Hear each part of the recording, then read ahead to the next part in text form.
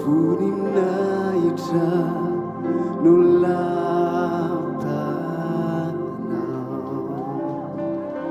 Sandrady Jesosy. Misaotra ny amin'ny fahasoavanao, misaotra ny amin'ny fitiavanao, mamenao anay tsirairay avy androany. Tsapanay Jesosy fa miaraka aminay foana ianao, mankasitraka be dia be ny amin'ny fitiavanao anay. Tsy irery izay manana anao, sambatra izay Jesosy ho manana anao. Ilay Andriamanitra ilay malala anay indrindra, ilay tena tianay mihoatra Jesosy. Misaotra Tompo.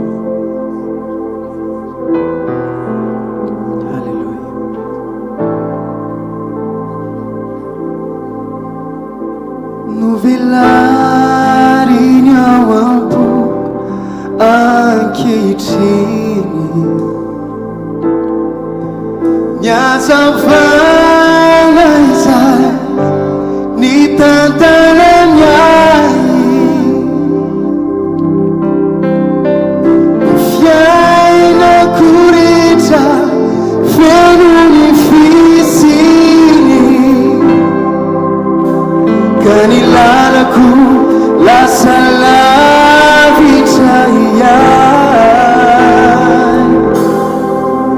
Fanasiny ahy ny alemem-panahy.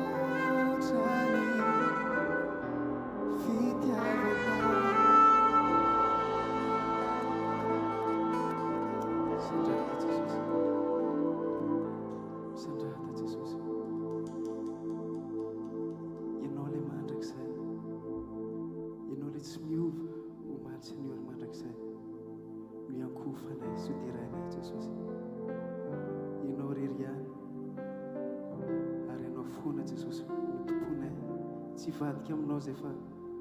anao mandrakizay zay Jesosy. Amen.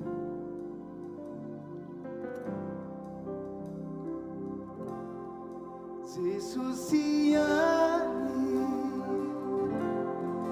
Jesosy atrany, tsy ho vonany fanantenako fa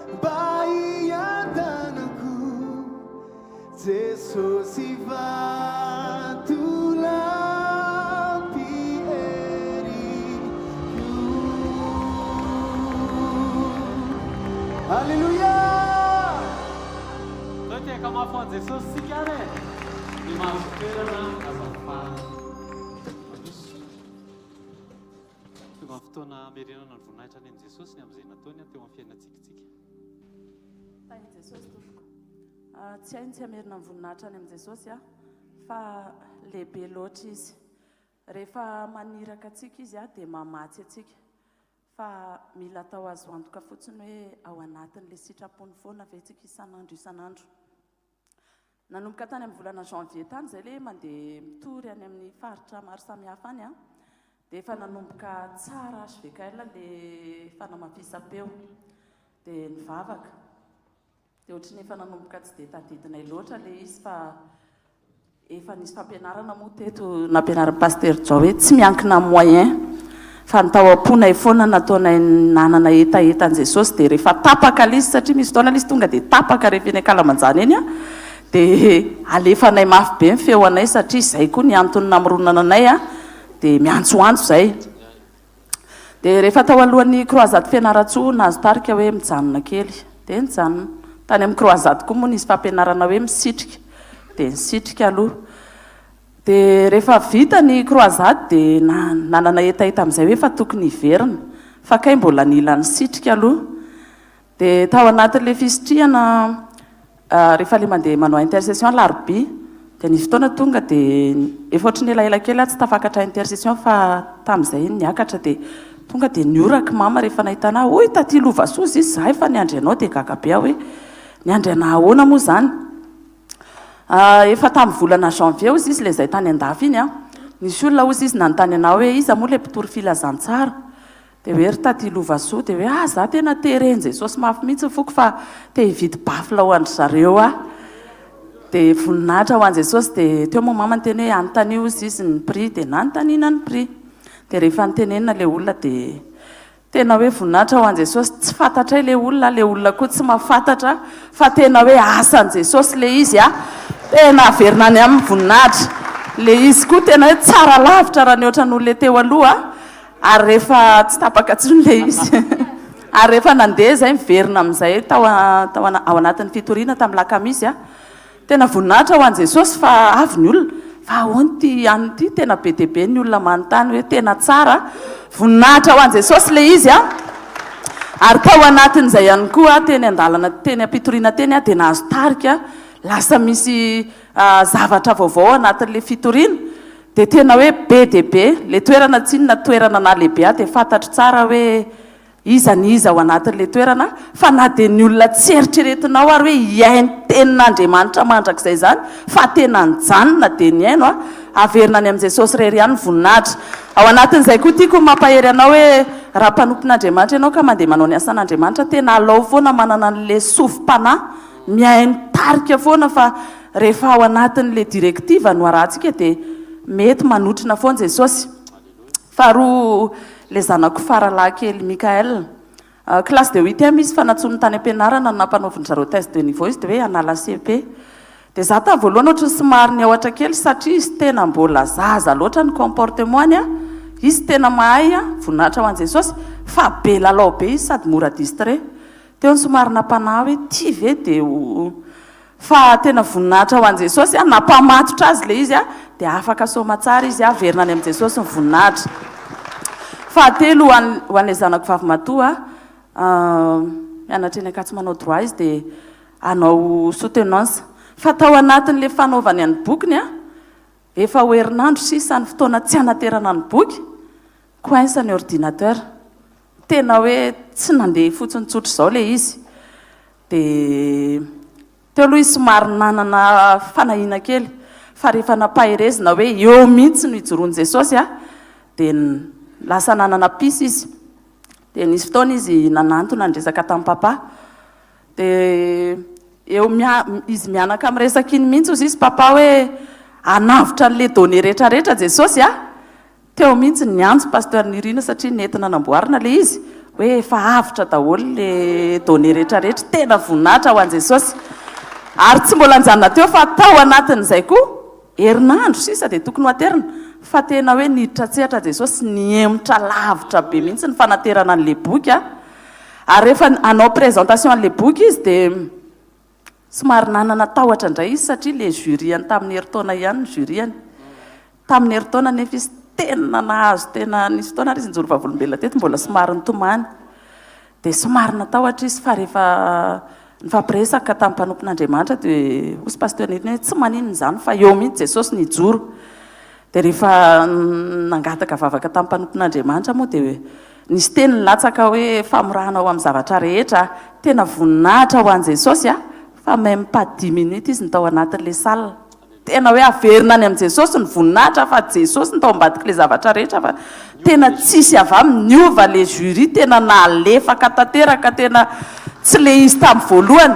ary ny tena nafinaritra tamin'ilay izy tsy izy rery no nisitraka n'le fanotronana fa le ankizy rehetra na niditra tao a nisitraka n'le fanamorana daholo a voninahitra ho an' jesosy tahin' jesosy a fampahirezana kely ao anatin'le izy hoe mijoroa foana amin'ny sitrapon'andriamanitra fa andriamanitra izy dia fatany izay atao a ninninona ilayntsika eny an-dalana eny a alao le toepo le toetra foana ny travahena amboarina fa rehefa mety ny toetra ozy ny mpanompon'andriamanitra dia mety ny zavatra rehetra dia tahin' jesosy tompoko zay tiaka mafia ho an' jesosy fijonoavolombelona faharoa tahin' jesosy daholo tamin'ny vita covid dia talohan'ny covid anao afaka baka dia vita covid dia tsy nafaka nanao ninona mihitsiny fa jesosy no nanome asa ao anahy tsy mbola nianarako mihitsy le izy tsy mbola niditra université tamin'le izy a dia hatramin'izao mbola ao anatin'le asa fa tao anatin'le izy a men jesosy etaeta hoe hianatra an'le izy satria tao anatin'le izy koa nitako hoe vocation anko le izy mampianatra le izy dia nisy olona be diabe a nisy opportunité be diabe nomen'andriamanitra anahy dia le izy tsy eto Madagasikara fa nivelany dia tao anatin'le izy karakara taratasy dia manao taratasy eto amintsika moa somary mivezivezy izay ihany dia nefa ny tena nomeny jesosy fa hitampiti be a teo mason'ny mpampiasa anahy dia afaka nivezivezy afaka nandeha foana dia avy eo tao anatin'ny fandefasana le dossier makany koa tsisy ninina haiko mihitsy le izy fa nomeny jesosy namana ny assiste anahy tao anatin'le izy dia nety le izy dia après ny zavatra rehetrarehetra navelan'i jesosy ny tranga ohatra nitako hoe tena hoe mandroso makany amin'le zavatra tiako ianarana fa une semaine avant any valin'le izy navoray appel avy any hoe jereo ny email fa mivaly le bourse za moa tsy afaka ny amelona ny tenako any fa tsy maintsy hoe bourse full scholarship le izy dia jereko ny email tsisy jereko ny spamako tsisy jereko tao anatin'ny email le compteko anatin'le université dia tsisy ninina mihitsiny teo tena korotana be mihitsy tany anatiko rehetrarehetra tany hoe fa ahoana jesosy ny zavatra rehetrarehetra nataonao ny lamina be tany dia efa manina ny eto fa teo koa nampiseho jesosy anao hoe tena marina le teny hoe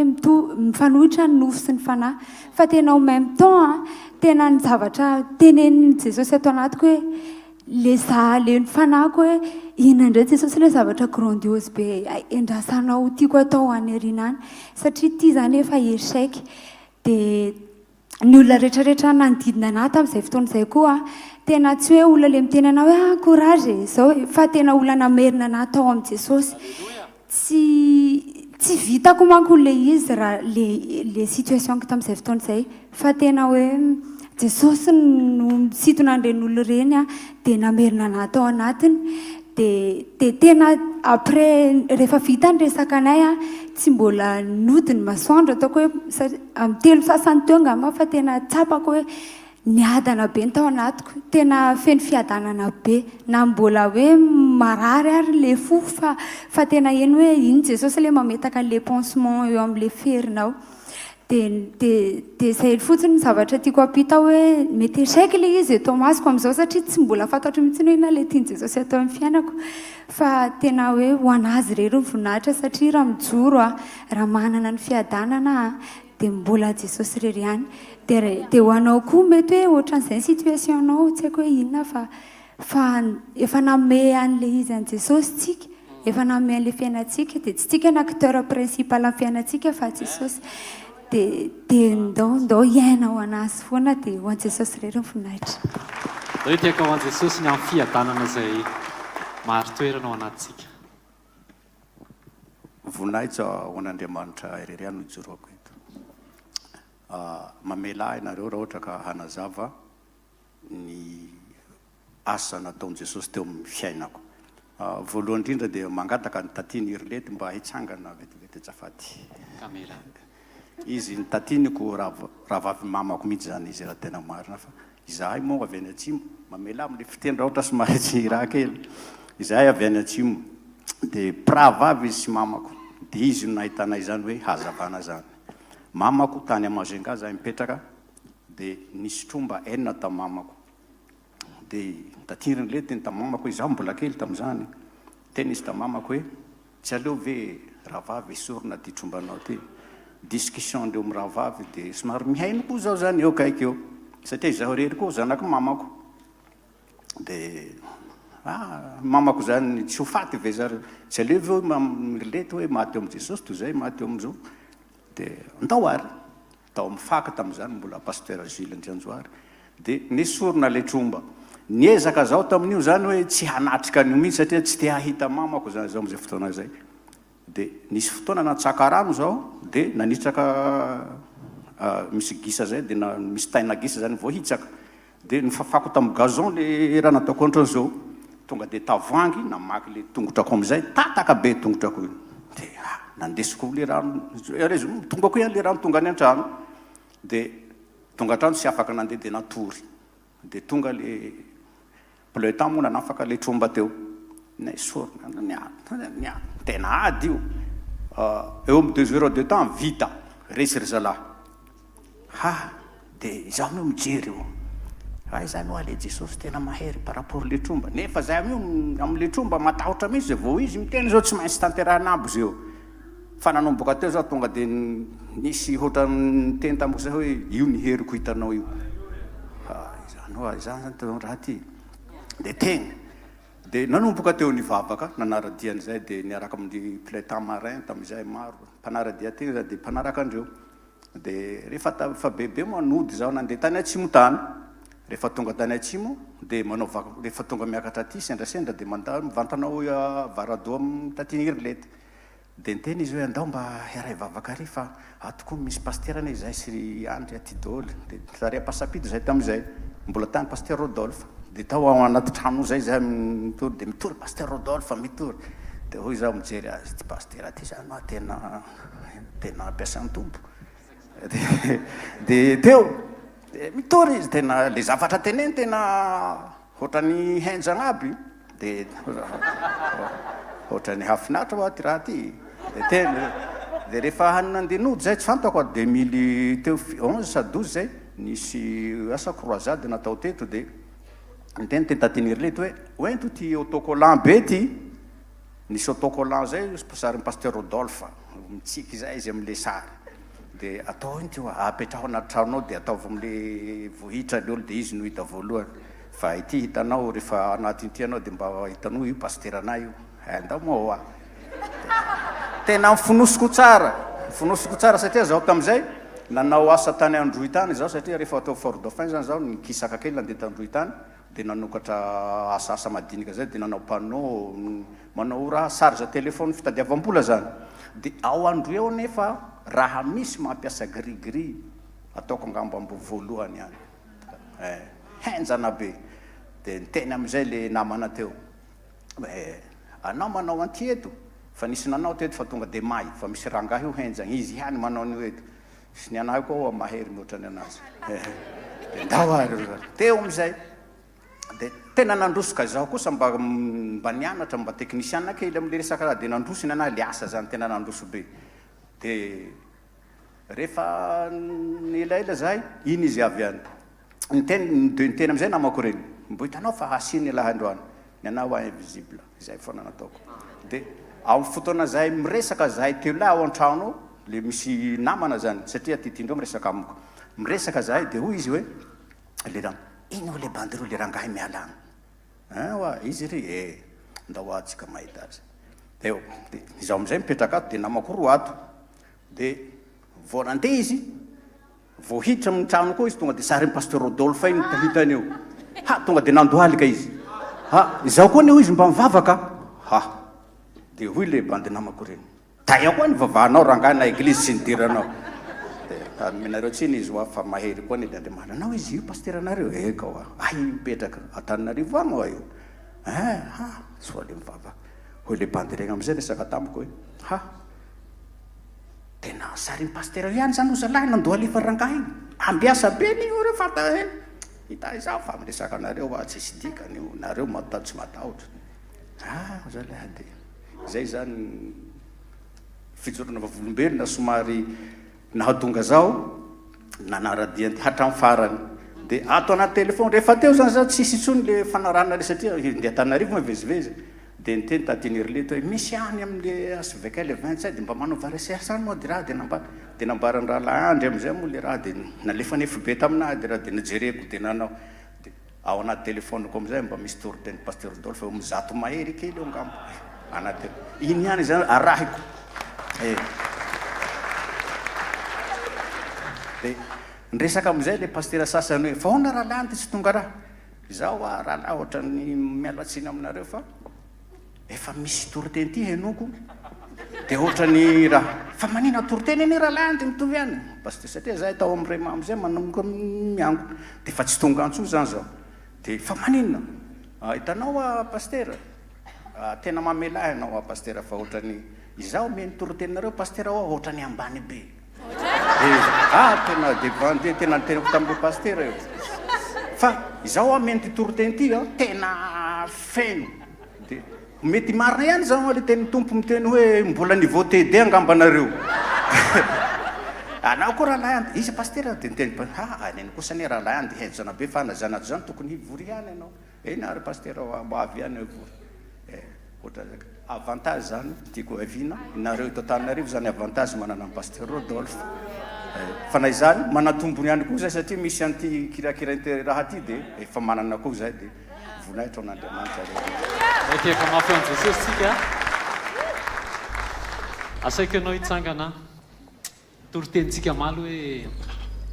tsy mijanona eo amin'le staden'le créateur sy créature fa rehefa tonga tena zanaka marina dia mahafaly ny ray dia izay le izy teo le omby asa be nahita an'le créateur dia nanaiky fa le zanaka tena hoe miombona tsara fiombonana amin'ny ray tonga dia Andriamanitra mihitsy miseho mivantana amin'le zay omby asa be hoe tena zano Andriamanitra fa tsy pasteur Rodolphe akory mila tsara fiombonana amin'Andriamanitra dia Andriamanitra daholo ny ao ambadika zany rehetrarehetra zany ianao koa raha vao tsara fiombonana amin'Andriamanitra tonga dia ataon'Andriamanitra manaiky an'Andriamanitra daholo ny zavatra rehetrarehetra manodidina anao reny karazana omby asa reny tromba enina ny anazy zao ao anaty telefona ny eo ny toriteny firy moa eo amin'ny 100 eo ary mino fa tadidiny tsara daholo zay 100 zay tsika eto isan'andro mahazo firy zany le tsika eto ao anatin'ny herintaona eo amin'ny 250 sy 200 eo anatin'ny herintaona dia firy amin'izay ny tena mampikokotra aloha le izy indraindray misaotra an' Jesosy tsika asandrato ny tananao dia ndao amerina ny voninahitra any amin'i Jesosy ny amin'ireo témoignage rehetrarehetra ray amin'ny anaran'i Jesosy ndreto izay miankohoka eto anatrehanao sokafo ny vavanao dia isory Jesosy misaotra Jesosy fa ianao no mahay mikasika fon'ny olona any andafy any amatsy bafila ny mpanomponao etỳ Madagasikara Jesosy tsy nitaraina tamin'iza fa ianao no mikasika fon'ny olona rehefa misaina ny fanjakanao ny zanakao dia ianao no misaina ny fanjakanao ianao no mamafy ianao no maniraka olona Jesosy misaotra Jesosy fa Mikael tena hoe tonga foana isaky ny amin'ny fotoana dia voalaza ny teninao fa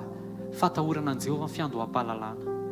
ary na dia somary zaza ary izy dia afaka examen misaotra Jesosy teo amin'ny Yanika fa lay ordisimba dia vao récupérer ny données vao récupérer ara-potoana ary nahemitrao ny datin'ny soutenance ary lay jury lay napatahotra tamin'ny voalohany dia lasa novainao ho malefaka ary lasa nisitraka n'izany fahalefahany jury zany mpiara-miadina ray manontolo misaotra Jesosy teo amin'ny fiainan'ny ranabavy le anankiray fa tao anatin'ny fiatrehana mety hoe zavatra mety tsara teo amin'ny sainy fa mihoatra lavitra no lay zavatra nantenainy lay fiadananao zay nampitoherinao tao anatin'ny fony na dia ohatra ny échec ara eo amin'ny nofo lay inscription tsy validé tany andafy dia ny fiadananao nefa mihoatra noho ny fahalalana sy ny inscription rehetra dia nampitoherinao ny fiadananao misaotra ny amin'ireo olona zay manodidina azy zay mamerina azy ho ao aminao tsy mamerina tsy manosika azy ho any amin'ny situation na zavatra zay iriny fony fa mamerina anazy ho ao amin'ny fibanjinana anao misaotra Jesosy fa ny fiadananao dia raisina ao anatin'izany ary misaotra ny amin'ny témoignage n'le rahalahy teo Jesosy ny amin'ny nitarianao azy ho tonga tao anatin'izao asa fanompony zao Jesosy nampahiratanao ny masony hatramin'ny fahazazany fa lay Andriamanitra ivavahanay dia lehibe lavitra noho nireo mpikirakira tromba rehetra Jesosy misaotra Jesosy fa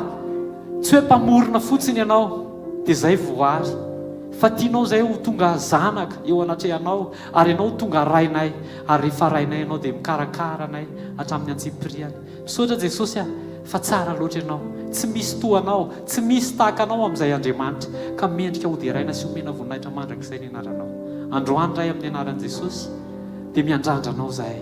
ianao ray no ilainay ianao Jesosy no ilainay fenoy ianao zahay aoka ho feno anao ny tsirairay avy androany Jesosy tsy hoe teny mampientanentana tsy hoe teny mahery vaika fotsiny fa fiainana voaray avy aminao Jesosy mila miona marina aminao zay androany Jesosy Jesosy vangio ny fonay tsirairay avy androany misaotra ny amin'ny teny izay fapetraka ao sady eny ambavan'ny mpanomponao amin'ny anaran'i Jesosy amen amin'ny anaran'i Jesosy amen andao ty akamafy ho an'i Jesosy alleluia tsara Jesosy ndao tsika ty tanana mafy be ho an'Andriamanitra fotsika manto raha misy ilay tokana mendrika ao amin'ny fankasitrahana mendrika ao amin'ny fanomezam-boninahitra fa mpanjakatsika rehetra izy ary izy ny tompony ty fanasany ty androany Jesosy Kristy avy any Nazareta ao fofany milanitra ny tanova ataontsika teny kohaka ampanaiky ny eo anatin'ny fotsika fa tsy misy olona mendrika omem-boninahitra satria tsotra aminareo mety hoe rehefa miseho ny fomba isehon'Andriamanitra amin'ny alalan'ny fampiasan'izana izy dia miseho Andriamanitra amin'ny alalan'izay olona zay fa io olona io mety reraka io olona io mety vizana io olona io tsy bokina be zany fa olona mety tsinitsinina fa teny ampelantanany mahery fotsiny izy dia niseho ny heriny tsy tohy voninahitry ny anarany maiza mihehitra eo anatrihan'ny fahalebiazany dia ndaontsika rehetra nandratanana any amin'ny avo tsy sotra afa-tsy ilay tokana mitoetra amin'ny seza fiandrianana mandrakizay mpanjaka ny mpanjaka sy tompony tompo izy rery mendrika sady masina ny any an-danitra rehetra miankohaka sy miteny hoe masina izy zao rehetra ao manaiky ny fiandrianany fampanjaka izy aoka ny anarany Jesosy rery no isandratra mandrakizay fa izy mpanjaka mendrika kofana mandrakizay halleluia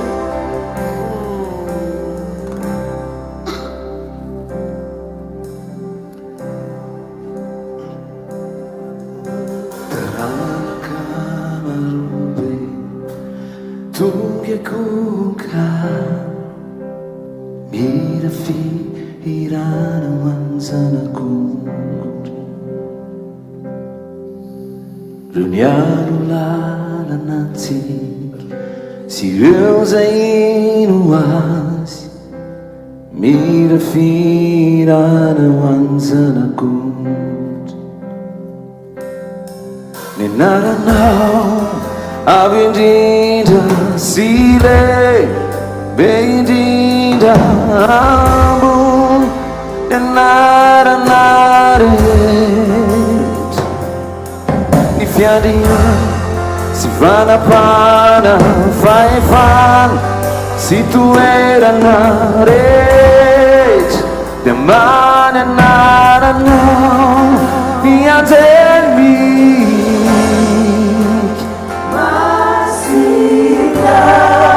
Nivuami Masina Misandatiana Masina Masina Manakiza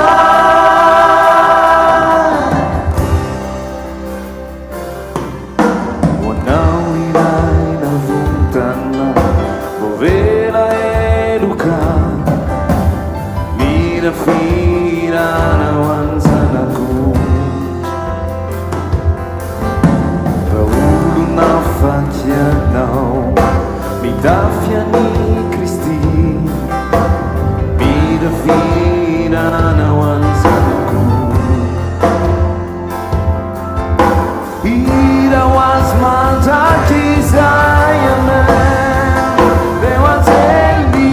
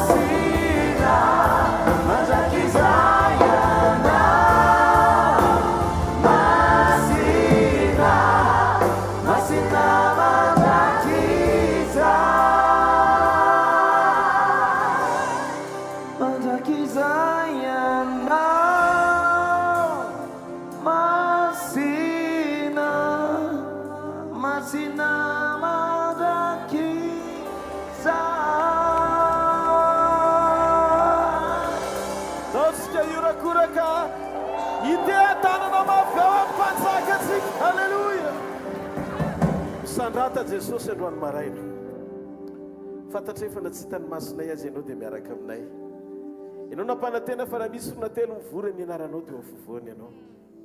ty fivoriany ity tsy anandratana anaran'olona anankiray na iza fa tsy mendrika ho anizaniza ny voninahitra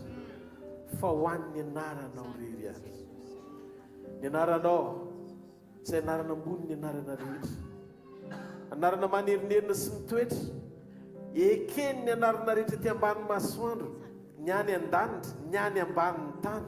miekoaka sy mandoalika no ny hery ny anaranao dia oko fanapahany eo ambany fahefany ny anaranao jesosy so fivorian'izao dia manjaka mandrakizay fa mendrika anao zany ianao le maty ho anay ianao le nanolotra ny fiainanao mba azahoanay fiainana mandrakizay ianao le nandevitra niaritra mifampahorina nono nataonay andriamanitra fa tsy nono nataonao akory dia okandroany nofo rehetra hiara iaika ao anatin'ny fody fa raha misy saotra raha misy dera raha misy aja raha misy voninahitra raha misy fiankofana raha misy fiderana raha misy fitsaoana raha misy fahamendrehana raha misy fahambonina raha misy fahalehibiazana raha misy fahatsarana raha misy voninahitra ambony voninahitra dia mendrika ho an'ilay mitoetra amin'ny seza fianderana mandrakizay zay ekoaka ka mpanaikiny ao anatinay fa mpanjakany mandrakizay izy amin'ny anaran'i jesosy amen tiafa mafibe ho an'ny tompo mahazo ho toerana tompo alleloia andreo nay dia zara amintsika ao anatin'ny fotoana foy reo endrika telo mpanomanana anao ataon'ny fanamasina milohan'ny fotoam-pampakarana anao reo endrika telo mpanomanana anao avy amin'ny fanahy milohan'ny fotoam-pampakarana anao iza olo ny tena miandrandra zany fampakarana zany ifahany mihitsy ny saina alleloia rehefa tena ao anatin'ny fotsika zany dia matetika tsika tehira mihitsy ny hoe tsy maintsy vahoatrano ny raiko vefa lasa tanteraka no ansaiko hoe fa aloko ny ho avy ny ety an-tany fa ny tena izy efa miandretsika any an-danitra amen isan'andro tsika dia manokatra ny fotsika foana raha mbola misy koa ny atao hoe maraina misaotra fanomenao famindra-po ahafahako manomana ny fotoana hiverenanao isan'andro satria jesosy ho avy ary ny fanambarana faran'izay tsara indrindra no manana ny fiangonana amin'izao vanim-potoana misy antsika izao satria reo fanio-pamantarana maro efa miseho manambara ny fakekezan'izany fotoana izany dia ny afahantsika manomanao ny fotsika mandrakariva anao izay mapety mafinaritra azaontsika sitraka aminy sy iombonantsika aminy korintiana faharoa toko voalohany korintiana faharoa toko voalohany andiny fa raiky am'roapolo ka hatramin'ny andiny fa roa am'roapolo ovakiko zany teny zany rehefa hita amin'ny anaran' jesosy fa izay mampitoetra anaimba aminareo ao amin'i kristy sady nanositra atsika dia andriamanitra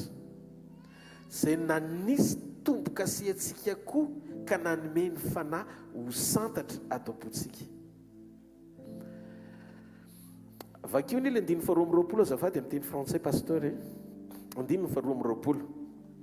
ao amin'io korintiana faharoa toko voalohany andiny fa raiky ataovy hatramy andiny fa raiky am'roapolo ka hatramy andiny faharoa am'roapolo korintiana faharoa toko voalohany ny andiny fa raiky am'roapolo ka hatramin'ny andiny fa roa am'roapolo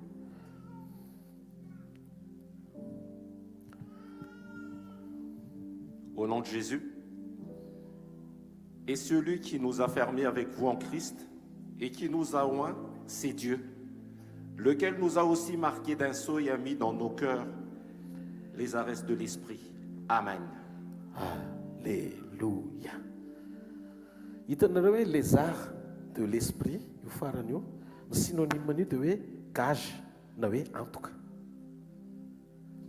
zavatra anankitelo no omen'Andriamanitra atsika anomanany atsika ho amin'ny fotoam-pampakarana. Voalohany ny fanamasina dia manositra atsika zany hoe manokana atsika dikany hoe fanosorana dia fanokanana voatokana ho an'Andriamanitra ianao manokana atsika izy. Faharoa manisy tombo-kase atsika izy asiany tombo-kase misy marika alalàna ny maha an'Andriamanitra anao any anankiray fahatelo a manome ny antoka izy anomanana anao amin'ny fotoam-pampakarana. Hojerentsika ny zavadalina finoson'ireo dingana sy endrika anankitelo ireo endrika anankitelo ireo a dia mazava tsara. Voalohany manositra antsika izy, faharoa manisy tombo-kase maneho ny man'Andriamanitra antsika izy, fahatelo manomana antsika izy hovainy sy omeny le gazo na antoka mialohan'ny fotoam-pampakarana antsika. Rehefa miresaka tsika mikasika momba ny hoe ositra dia matetika ny eo anatin'ny saintsika dia ampianatra foana hoe ositry ny fanambinana, ositry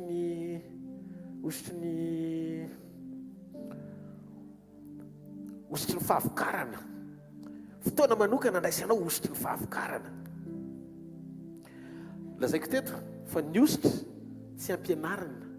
fa ny ositra ny mampianatra. Zay voalaza amin'ny bokon'ny Jona voalohany toko faharoa andiny fa 7:20. Izy no ampianatra anareo. Ny tiako fantatsika nefa dia zao, ny fisehoan'ny fanahy eo amin'ny fiainantsika, ny fisehoan'ny fanahy masina eo amin'ny fiainantsika dia meny Jesosy endrika anankiroa. Ozy izy dia omeko anareo izy ny fanahy amin'ny fahamarinana zay tsy azon'izao tontolo izao ho raisina satria tsy hitany na fantany,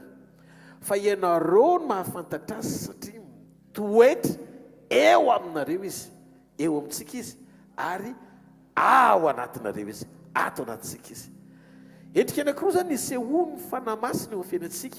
ny toetra eo amintsika sy ao anatintsika. Eo amintsika izy ohatry ny hoe mandrakotra antsika amin'ny kery, ary ao anatintsika izy mampitombo antsika amin'ny fahalalana sy fahendrena amin'ny kery ihany koa. Ny ositra zany raha ny tena marina tsy hoe manifestation de puissance fotsiny na fanehoan-kery, fa izy ihany koa dia mametraka antsika ao anatin'ny antsoina hoe fahafahana mitombo ara-pahalalana tsara an'Andriamanitra. Reo zavatra anankiroa zany dia miara-miasa amin'ny alalan'ny fanehoan'ny fanahy ny herin'Andriamanitra miasa eo amin'ny fiainantsika, miasa eo amin'ny fiainantsika. Rehefa miresaka zany tsika hoe fanahy miasa eo amin'ny fiainantsika dia ilay Andriamanitra fanahy eo amintsika sy ilay Andriamanitra fanahy ao anatintsika. Rehefa miseho manifeste eo amintsika ny fanahy masina dia maneho ny heriny izy mampiasa antsika, ary rehefa miasa ao anatintsika ny fanahy masina dia maneho ny heriny izy ampitombo antsika.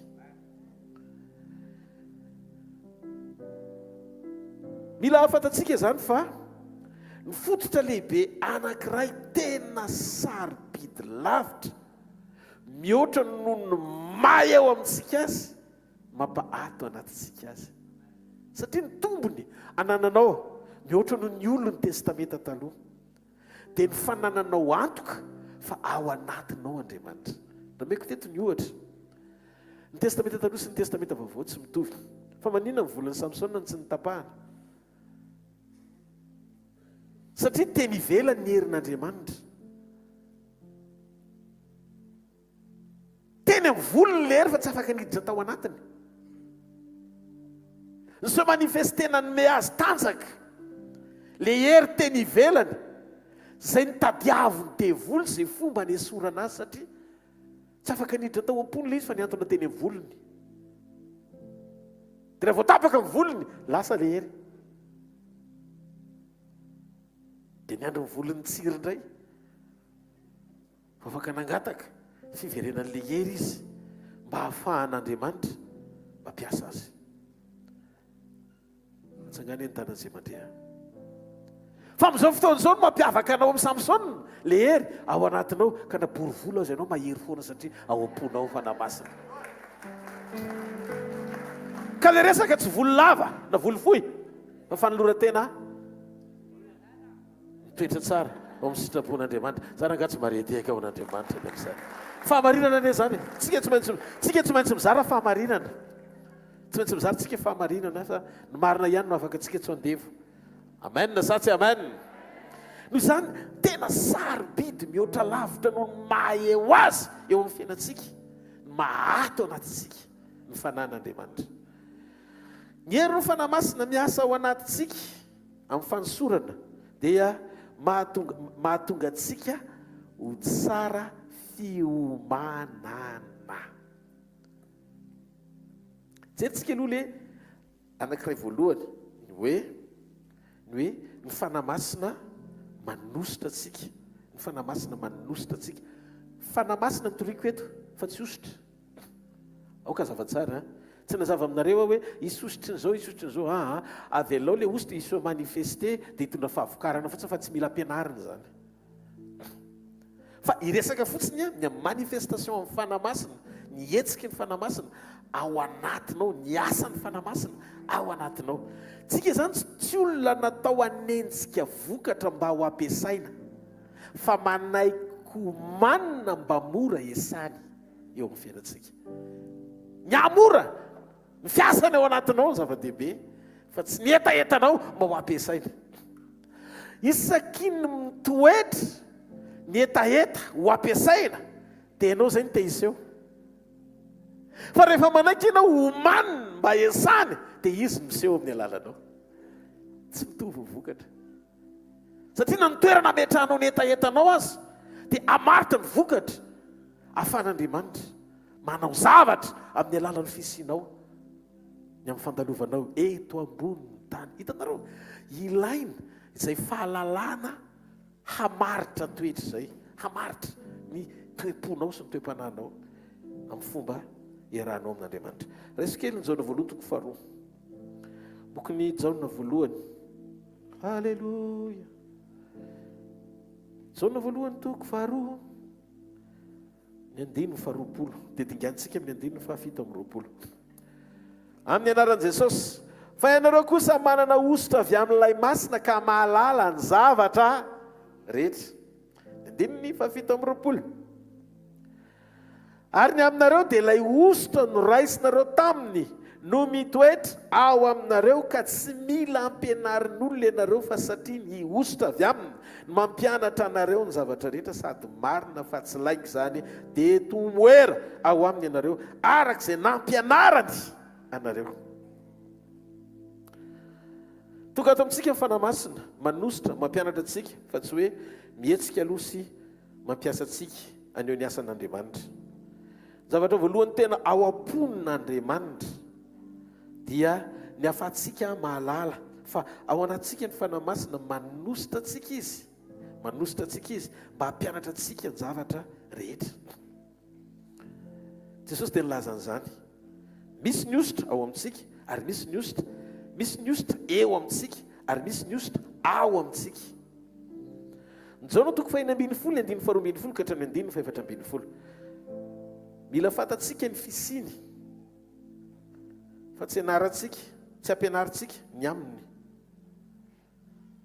Jaona toko faha 9 ambin'ny folo, ny andininy faharoa ambin'ny folo ka hatramin'ny andininy faha 7 ambin'ny folo. Mbola manan-javatra maro lazaina aminareo nefa tsy zakanareo ankehitriny. Fa raha tonga ny fanahy fahamarinana, ny fanahy masina, dia izy no hitaridalinareo amin'ny marina rehetra fa tsy hiteny ho azy izy, fa izay ho reny dia ho lazainy avokoa ary ny zavatra ho avy aza dia ambarany aminareo. Izy akalaza fa handray avy amin'ny ahy izy ka nambary izany aminareo. Ny fanahy masina no manohy ny asa sy ny fampianarana rehetra izay natomboko Jesosy ho antsika mpianany teto ambonin'ny tany. Io fanahy masina io ilay miasa amin'ny ositra, manositra. Satria fantatrareo rehefa mihetsika ny fanahy masina ao anatinao ka mampianatra izy dia mampianatra zava-dalina momba an'Andriamanitra izy.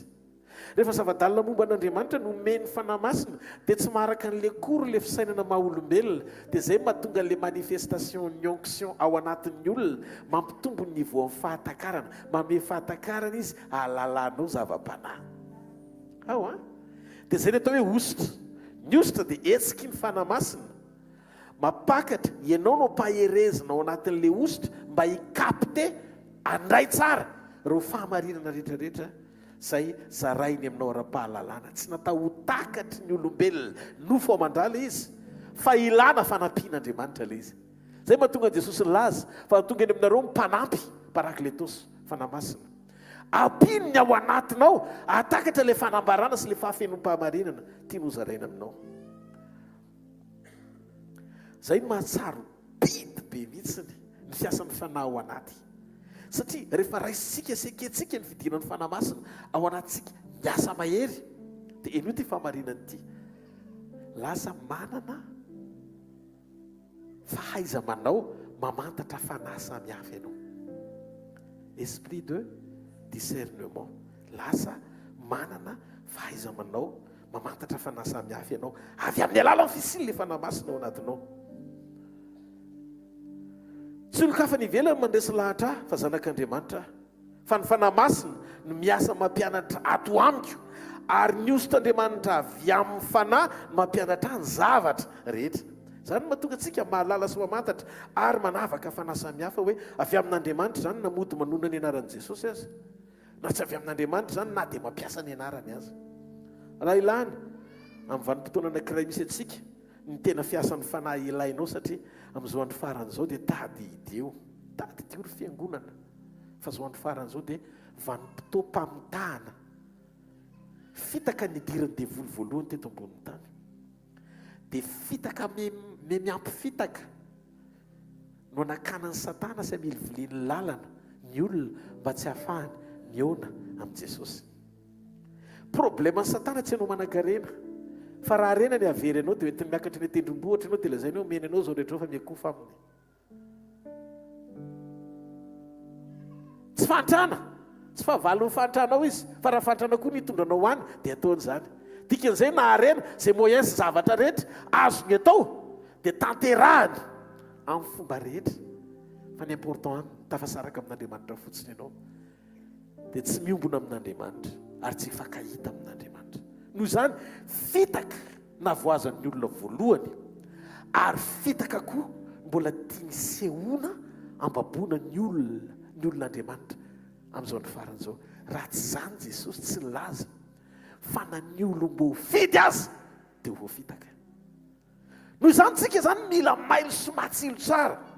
eny andalam-panompoana an'Andriamanitra eny. Naiza zany fivoriam-bavaka dia oka ianao hivavaka tsara, anokatra ny masom-pananao mba hiasy io fanampiana ao anatinao io, ampahalala ao anaty bitsika ny tena fahamarinana ahatonga anao tsy ho voafitaka. Ty resaka ty mantsy tsy resaka ifandraisana ao anatina resaka émotion na sentiment. Ty resaka ty resaka ifandraisanao manokana amin'le vady apakatranao amin'ny fotoam-pampakarana. Noho izany mila fantatrao tsara ny marina, mila malala marina ianao eo amin'ilay toerana hinananao tenin'Andriamanitra fataro ny zavatra rehetra. So religion koa ny arahanao, fombafomba-pivavahana, zao nataon'ny razambenay noho izany za tsy ala fa zao nataon'ny razambenay. Non, fataro ny marina, minana tsara miaraka amin'ny fanahy masina. Dia avelao ny fanahy masina ibitsika eo anatinao. Eno ty fahamarinana ty. Amin'izao vanim-potoana faran'izao satria fitaka ny navon'ny olona tany am-boalohany dia fitaka koa ny ataon'ny Satana amin'izao. Jesosy nilaza amin'ny Matteo 7:20 fa na ny olom-bo fidy aza dia mety ho voafitaka raha tsy matanjaka tsara ny firaisanao amin'ny fanahy masina. Mila miorina tsara tsika na amin'ny fampianarana marina zany indrindraindrindra, na amin'ny fiainona ny taridala amin'ny fanahy masina manoloana an'ireo tenim-pahamarinana rehetra avy aminy tokony hananganana sy hitehirizana anao mandra-pahatonga ny fotoam-pampakarana anao. Tandrema, tsy fanehoam-pamantarana sy fahagagana no alalana fa eo Andriamanitra, fa indrindraindrindra ny fampianarana mampijoro sy mahatsara ny fiombonanao amin'Andriamanitra, mitahiry ianao tsy ho lavo ny fakapanahy na mety hoe hitondra tena toy ny adala ka iaina amin'ny fahaverezana mandrakizay.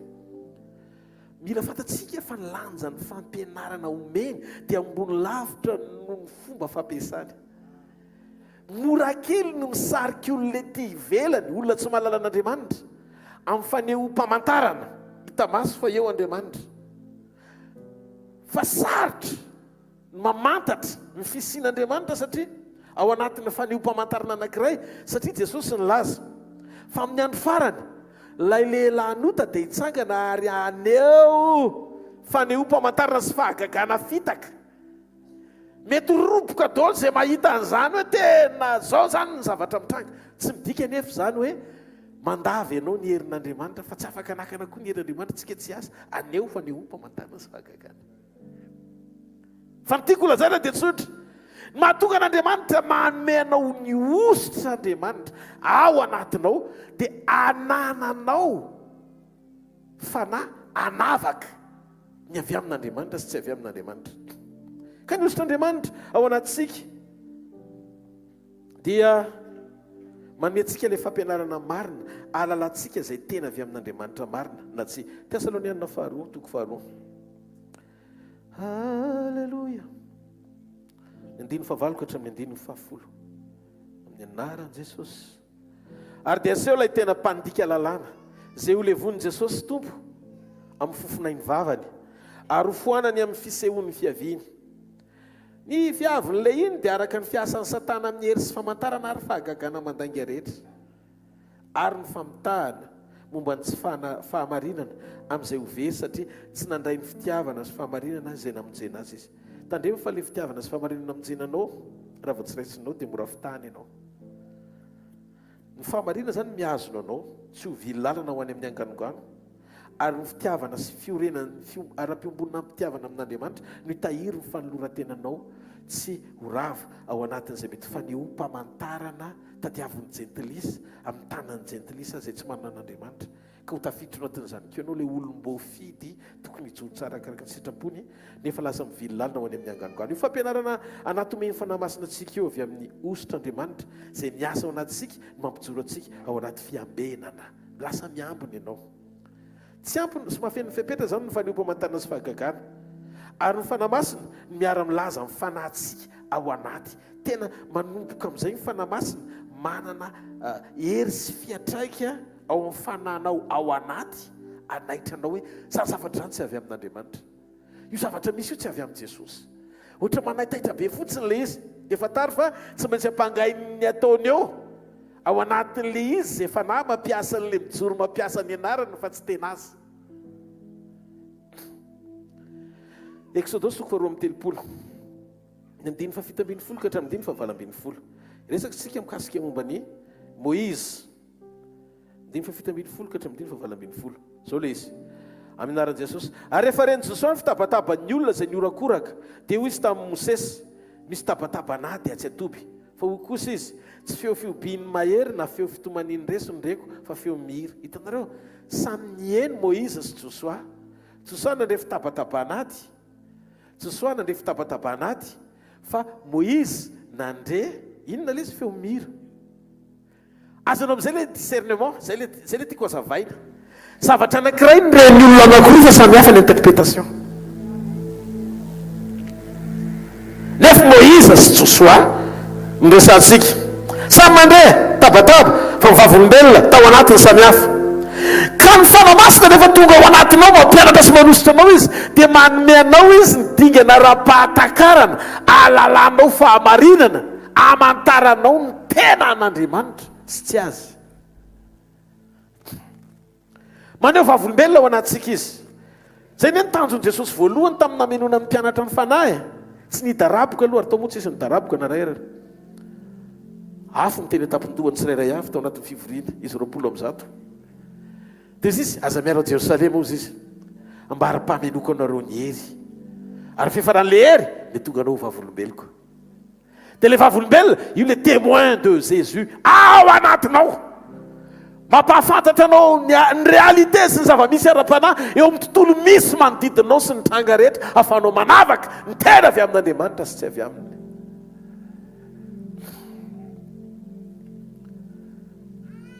maro manao interprétation diso na mandika diso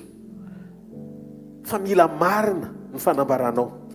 ny fandresen-dahatra ao anaty fahamarinana dia tsy tonga ho azy raha tsy manaikitsika hanoka tena hianatra eo ambany fitarihan'ny fanahymasina tsy anganongano eny ivelany le izy asio famontinana toy ny hoe hiezaka tsika mba ho hita fa mety araka an'Andriamanitra fa toe-po ao anaty mandrafitra ny atao rehetra hifanaraka tsy hivoana amin'ny sitrapon'Andriamanitra tsy isika miezaka mba iseho fa izy miasa mba haneo atsika. Jaona toko voalohany 2:20. Fa zay rehetra nandray azy dia nomeny hery ho tonga zanak'Andriamanitra dia zay meny ny anarany. Inona ary le hery manova antsika ho tonga zanak'Andriamanitra rehefa nandray azy sika? Inona io hery io? Matetika manko tsika rehefa miteny zay nandray azy dia nomeny hery ho tonga zanak'Andriamanitra, dia sasany miteny hoe zay nandray tenin'Andriamanitra, zay nandray zao, fa vakio tsara le izy. Niova teny an-dalana manko le zavatra nolazainy Jaona. Teny le izy tamin'ny voalohany dia niova le izy rehefa avy eo. Dahitritsika. Tompo Andriamanitro, maheny anao, halleluia, oh halleluia. Tompo Andriamanitro, magagy anao, halleluia, halleluia. Fa ozy izy ao amin'ny 9 voalohany ka hatramin'ny 9:4 eo a. Jaona toko voalohany tamin'ny voalohany ny teny, tamin'ny voalohany inona hoe ary ny teny tao amin'Andriamanitra, taiza ny teny ary ny teny dia Andriamanitra. Inona ny teny? Ny teny dia tao amin'Andriamanitra tamin'ny voalohany, dia le izy io mbola teny. Ny teny nahariana ny zavatra rehetra, ary raha tsy teny dia tsy nisy nahariana izao zavatra ary zao na dia iray aza. Ny teny nisy mpiainana ary ny fiainana ny fanazavana ny olona, vadika fanazavana amin'izay le teny ao ary mazava dia mamirapiratra ao amaizina. Nanomboka niditra amin'izay ny resaka momba mazava ao amaizina, fa ny maizina tsy nandray azy. 9:7 ka hatramin'ny 9:12 tao ny tena mazava izay mazava ny olona rehetra tonga tamin'izao tontolo izao, na hoe ny mazava marina izay mahazava ny olona rehetra dia tonga amin'izao tontolo izao. Dia 9:10 teo amin'izao tontolo izao ny mazava, ary mazava ny nanaovana izao tontolo izao, nefa izao tontolo izao tsy nahalala azy. Tonga tany amin'ny azy ny mazava, fa ny azy tsy nandray ny mazava. Fa zay rehetra nandray ny mazava dia nomeny hery ho tonga zanak'Andriamanitra, dia zay mino ny anarany. Lasa fahazavana le teny. Zany no mahatonga antsika be dia be ny mandray teny, fa vitsy ny mandray ny fahazavan'ny teny. Na olona ray alina aza mihaino tenin'Andriamanitra eo, zay tia ny teny ho azavaina ny resy lahatra sy manova ny fony ifanaraka amin'izay lazain'Andriamanitra, satria nandray fahazavana avy amin'ny teny. Révélation.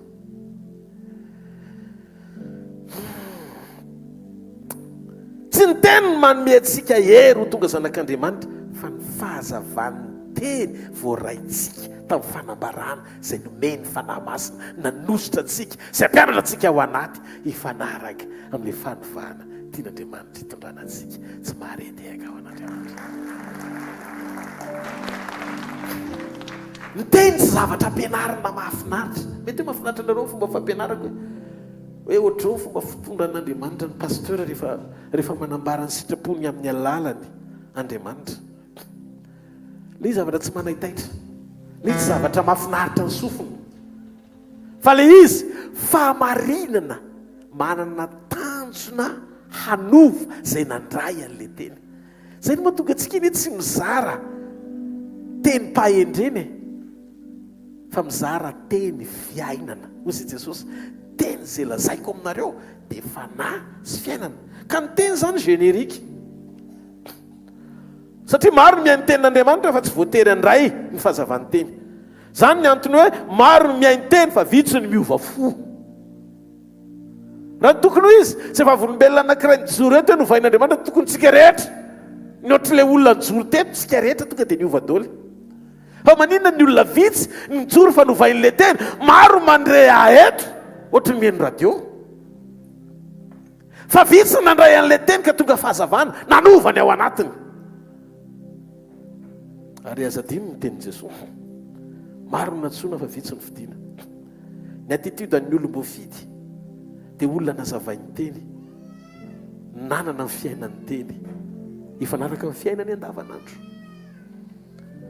Tsika zany tonga eto samy manana ny tanjona. Eny révélation indray aloha mba hampitombo iny, hampitombo fahalalana stock be eo amin'ny sainy ao, satria rehefa vakianao ny fiainany tsisy marina amin'izay zavatra iainany, izay zavatra raisiny.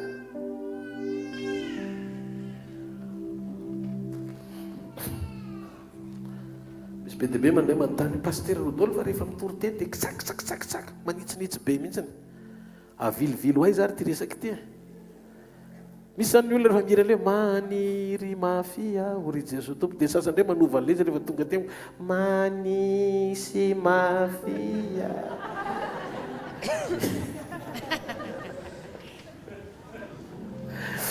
aleo fantsina ho zava-misy tena iainantsika mba afahantsika tsy miolakolaka amin'izay anao tsy mitena tsy azoko le izy zay mahatonga ny tompo tsy manome fanoharana ho anao fa itsiny ianao satria akaiky eo fony zay mahatonga ny Jesosy nilaza tamin'ny mpianany za izy tsy manome fanoharana tsy anganongano tsy fanoharana sy anina teny tsony nomeko anareo izy fa tonga dia tena le fahamarinana nilazaiko aminareo satria zaka nareo zany amin'ny alalan'ny fisian'ny fanahy masina ao anatinareo alleloia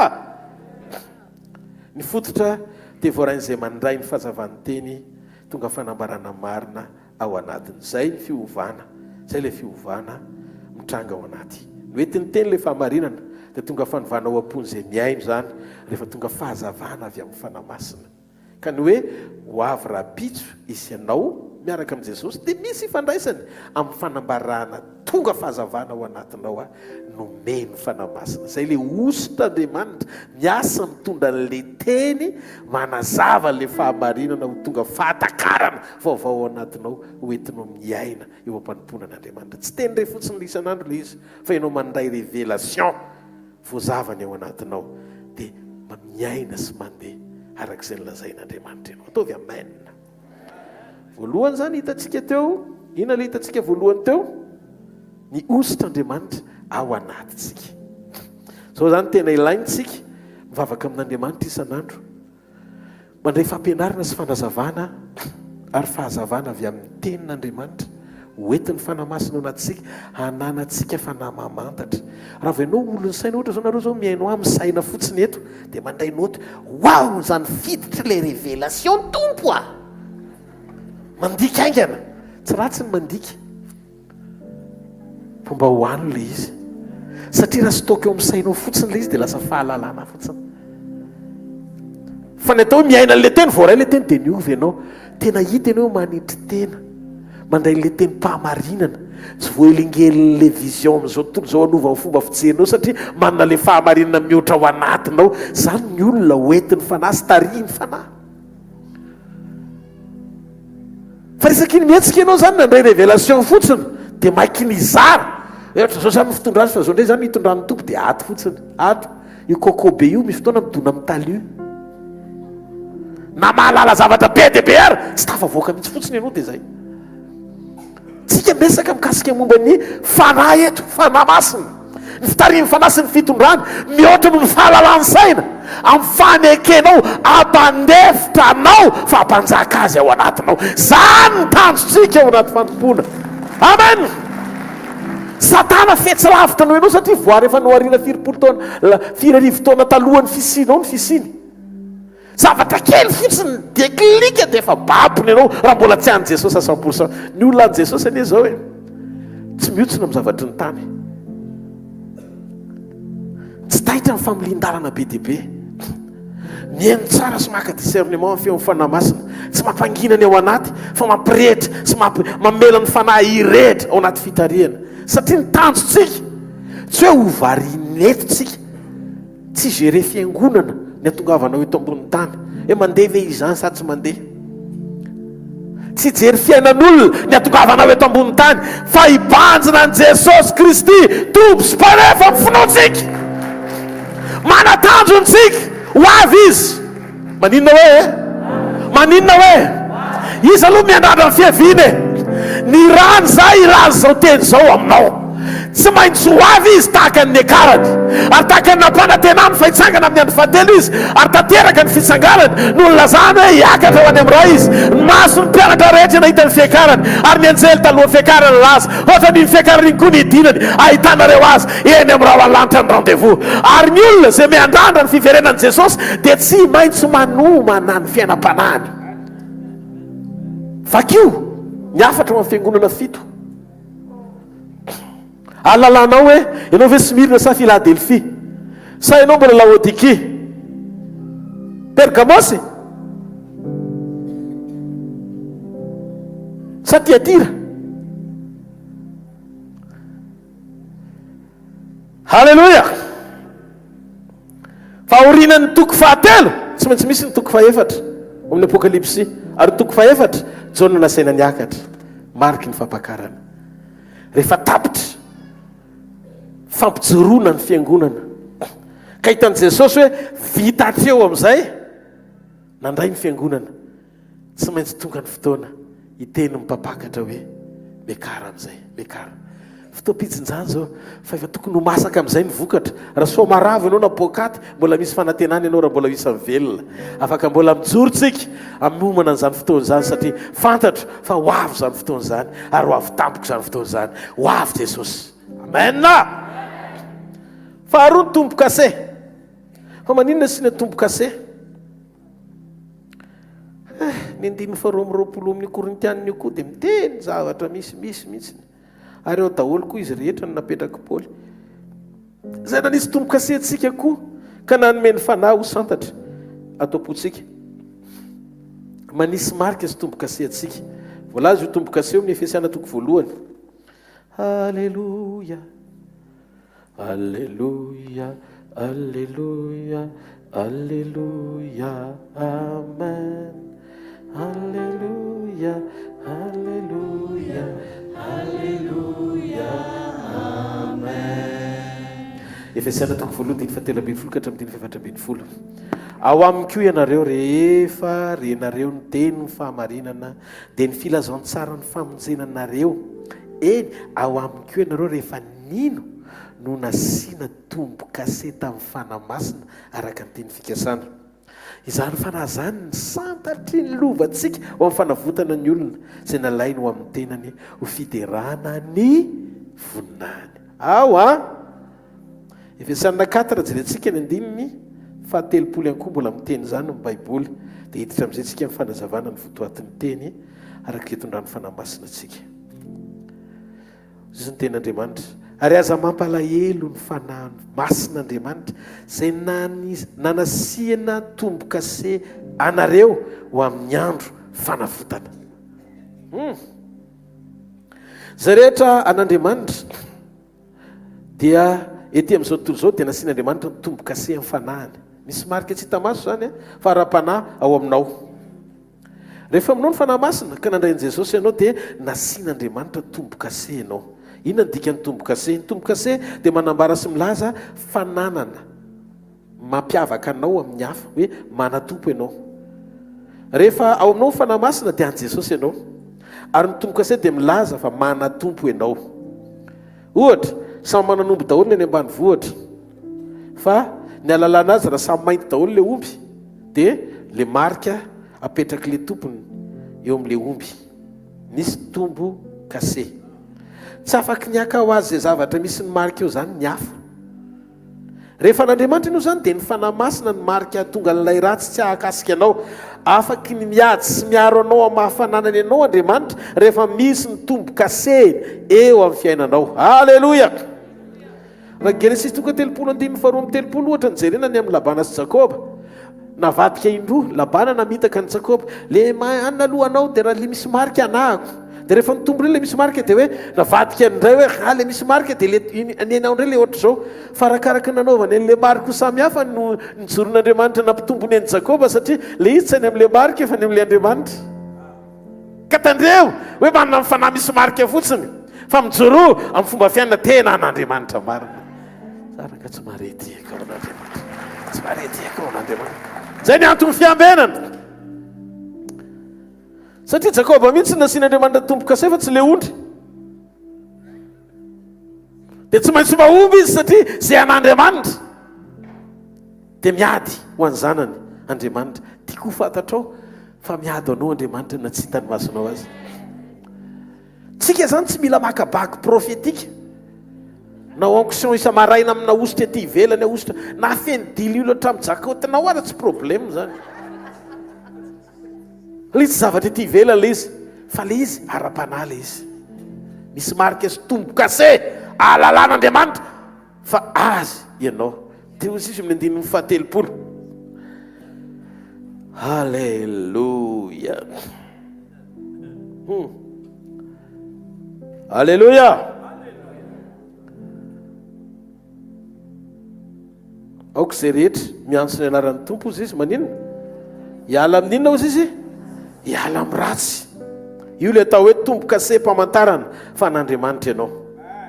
ny alalàna fa n'Andriamanitra ianao dia tsy manao izay mampalahelo ny fanan'Andriamanitra ao anatinao izay nasiana tombo-kase nanasivany ianao tombo-kase amantarany fa azy ianao fa zay miantso ny anarany dia oka hialy amin'ny ratsy satria misy miantso ny anarany ao anaty faharatsiana zay ny dikany dia ireo le voalaza amin'ny baiboly tsy fantany amin'ny fotoana iverenany na mahalala ny anarany azy ao a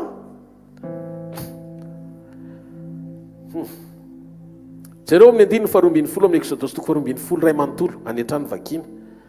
fa rehefa hanomboka naniraka anjely ny fandringanan'Andriamanitra dia tsy maintsy nasiana marika eo amin'ny varavarany zanak'Israely zany hoe misy adresy tsy azo idirana dia zay nahita an'ilay marika dia miala mety isy fandravana ho avy eto an-tany ety isy fandringanana tiany satana atao fa tsarovy ty teny ty amin'ny anaran'i Jesosy noho ny marika sy tombo-kase zay efa napetraka eo aminao tsy tamaso avy amin'Andriamanitra sy ny fijoroanao amin'ny mahazanak'Andriamanitra anao dia hiavaka ianao tsy ataon'Andriamanitra ho tafiditra ao anatin'izany tsy maharetehaka ao an'Andriamanitra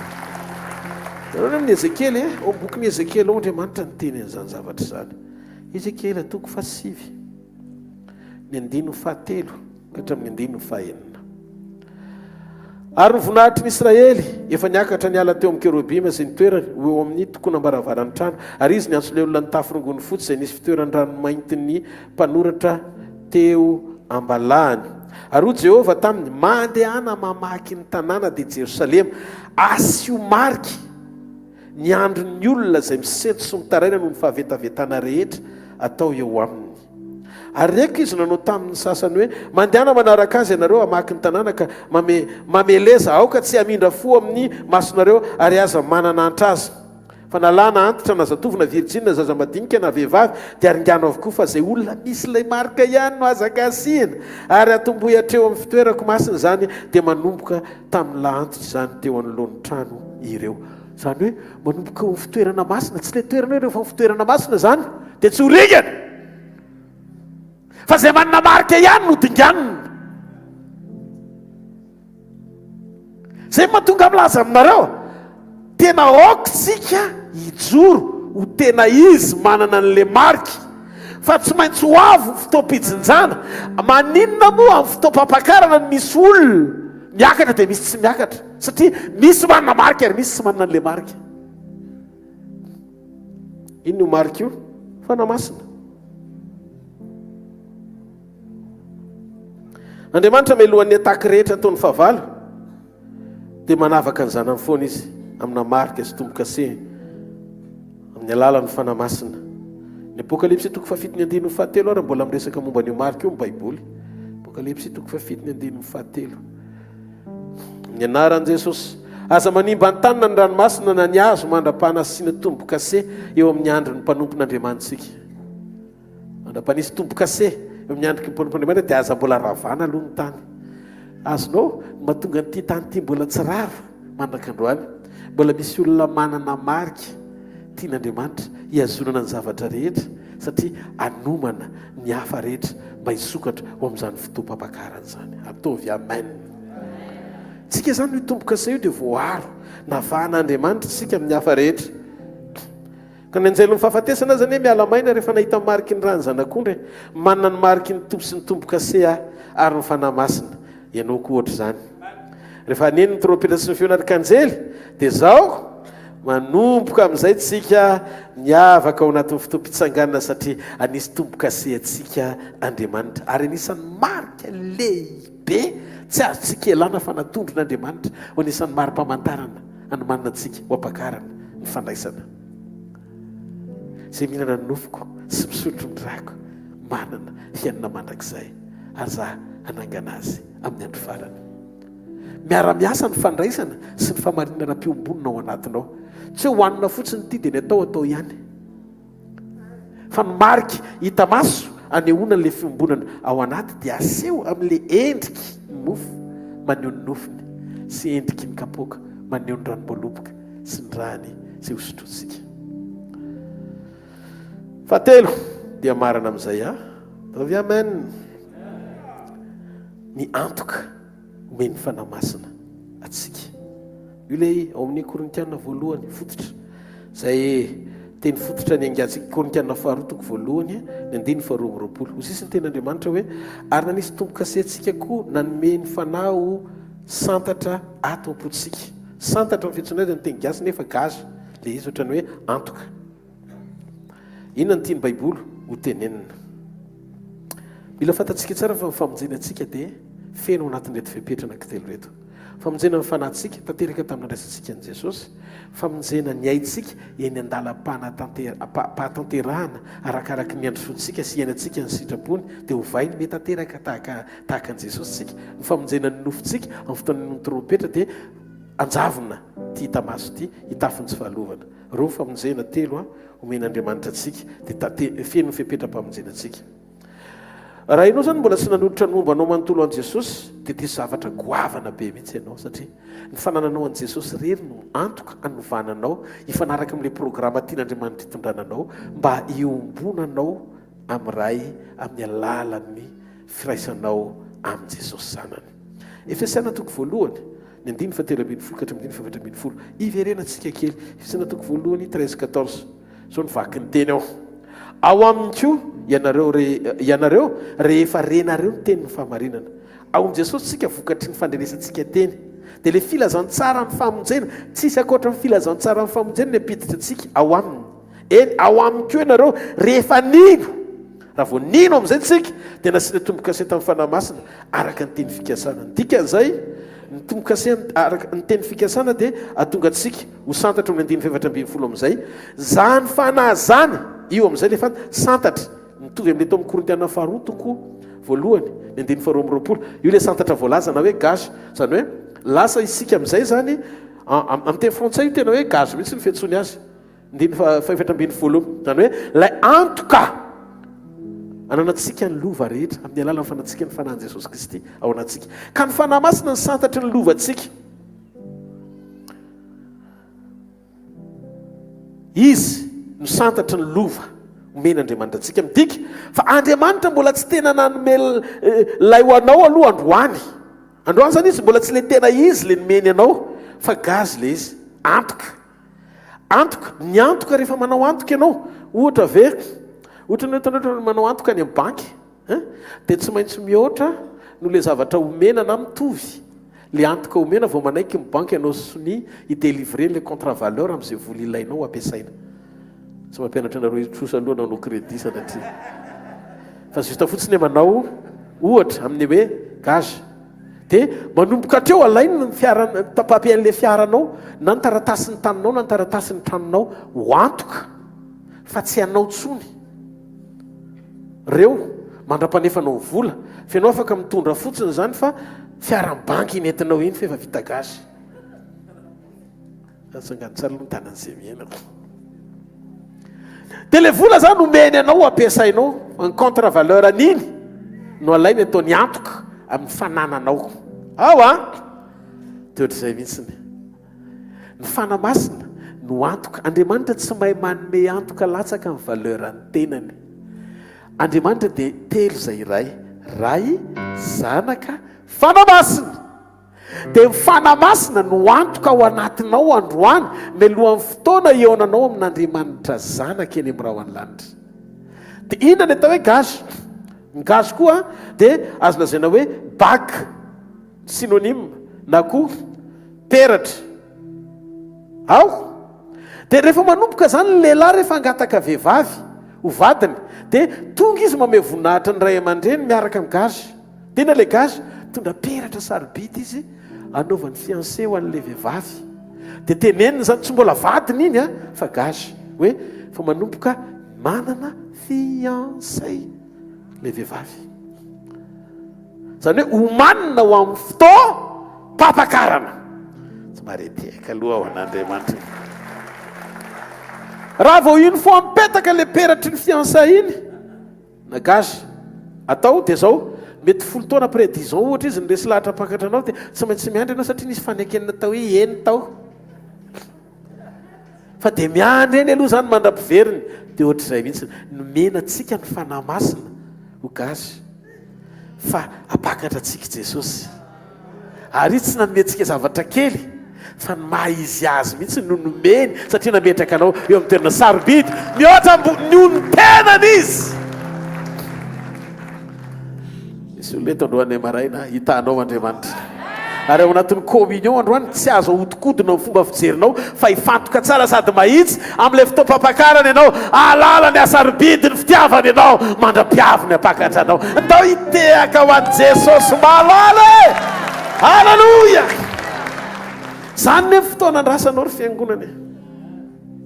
fanamasina tonga eo amin'ny fiainao toy ny peratra fiansay anehoana fa rehefa apakatra anao Jesosy dia tonga izy melohan'ny fotoana hanomana anao amin'izany fotoam-pampakarany zany. Omen'Andriamanitra tsika ny fanamasina. Ny fanamasina manokatra ny masonao ahita ny Jesosy amin'ny fotoana hiverenany. Rehefa miveriny Jesosy ny amin'ireo malanitra ny fanamasina manokatra ny masonao ahita, manokatra ny sofinao handre feo ana trompetra. Zany ny antony fanomanana satria amin'ny fotoana maneno ny trompetra tsy hoeto tsony ny fanamasina fa hiaraka aminao izy ary hanokatra ny masonao samy hoeny amin'ny Jesosy nareo. Antoka ny mameantsika ny fijoroana fifikirana amin'Andriamanitra fa tsy ny tontolo hita maso ity ny fanamasina. Teny aminao izy fa zay fahatsarana rehetra hitanao ety ambonin'ny tany dia tandindony zavatra ho avy reny fa ny marina dia manosika antsika izy hibanjina no avy miaraka amin'i Jesosy. Rehefa hanananao ny antoka sy toky dia azo antoka ianao hifandray amin'ilay tontolo tsara lavitra moa zay efa nisy anao hatramin'izay satria tsara antoka zay rehetra manana an'i Jesosy. Tsy mahazo latsa-danja, tsy mahazo latsa-danja ny fanomezanao antoka ny fahatsarany ao anatinao ny amin'ny fanantenanao ny fahatsarany isehony Jesosy amin'ny fotoanam-pakarany ianao. Mila ty sy miombona amin'ny fanamasina ianao dia ny ety ambonin'ny tany. Tsara lo vary Jesosy ny mpanompo avotra fafonena naso namboarina ao anaferanao ny tenina amin'io tany io tokoa amin'io tany io toko no izorany dianay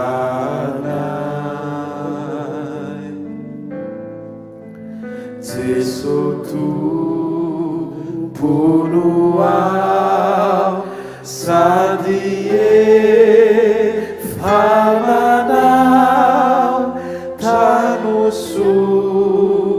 ipetrahana. Hozy izy Jesosy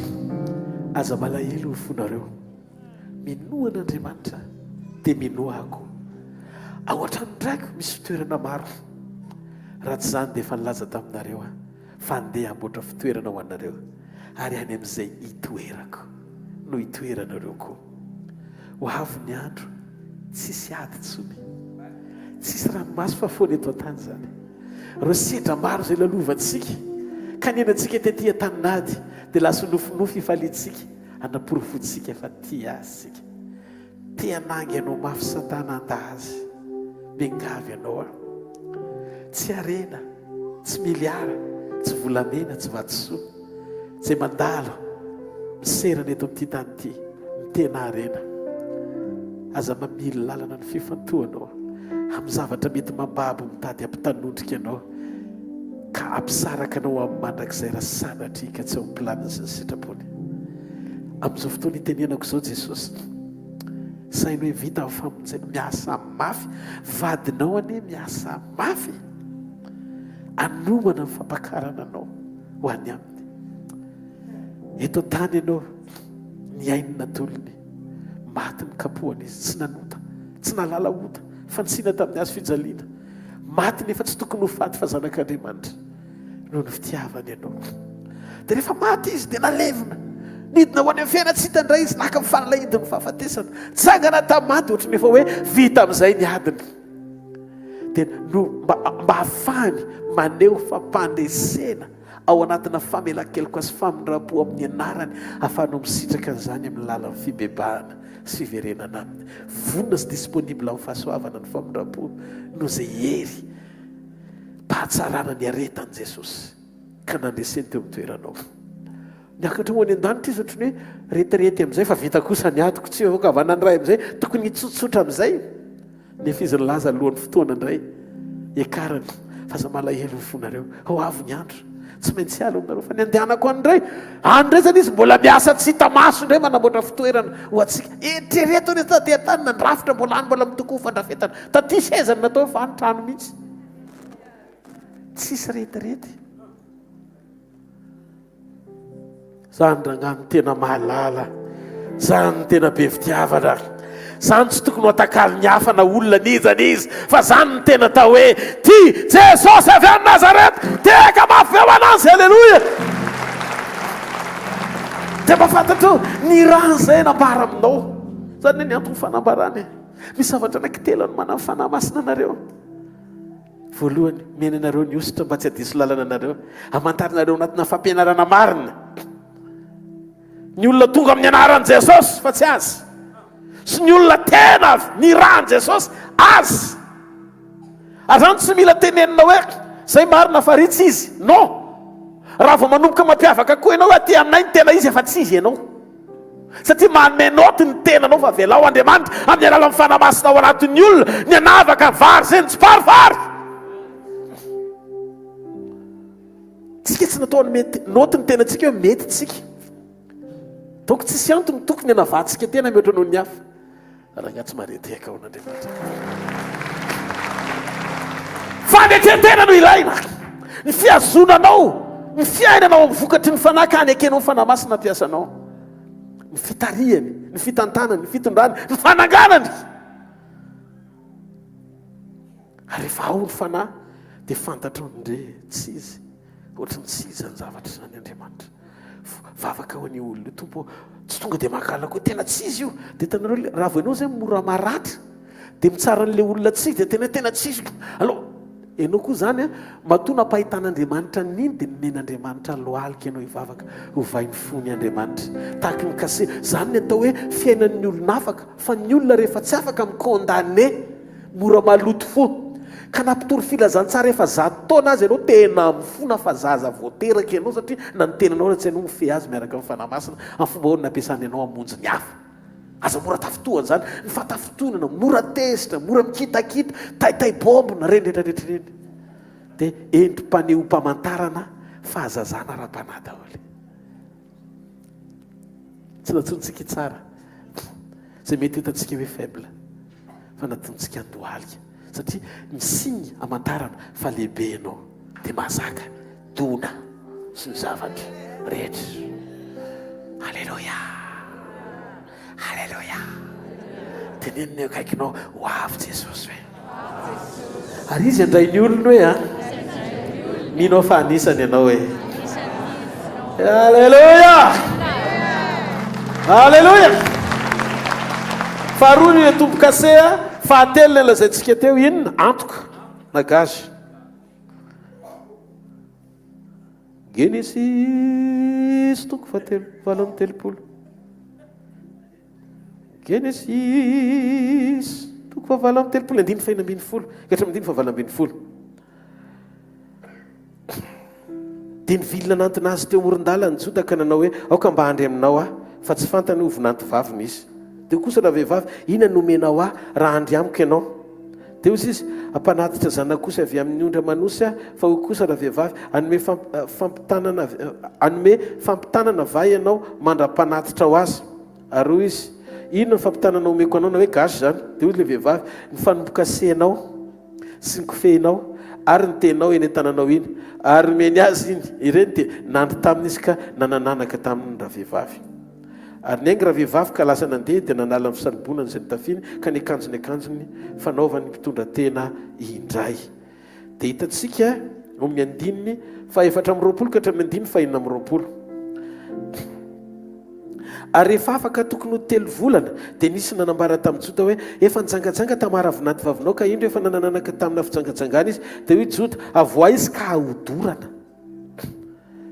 hodorana amin'ny hafa ary rehefa navoaka izy dia naniraka tany amin'ny rafosany ka nanao hoe lehilahy zay tompony rety no nananako anaka ary koa izy masiny ianao fantaro zay tompony reto tomboka sesiko fesy teny reto dia nafantatra ireo jota ka nanao hoe marina noho izaho izy satria tsy nomeko ho vadiny sela zanako dia tsy nandry tamin'ny tsony izy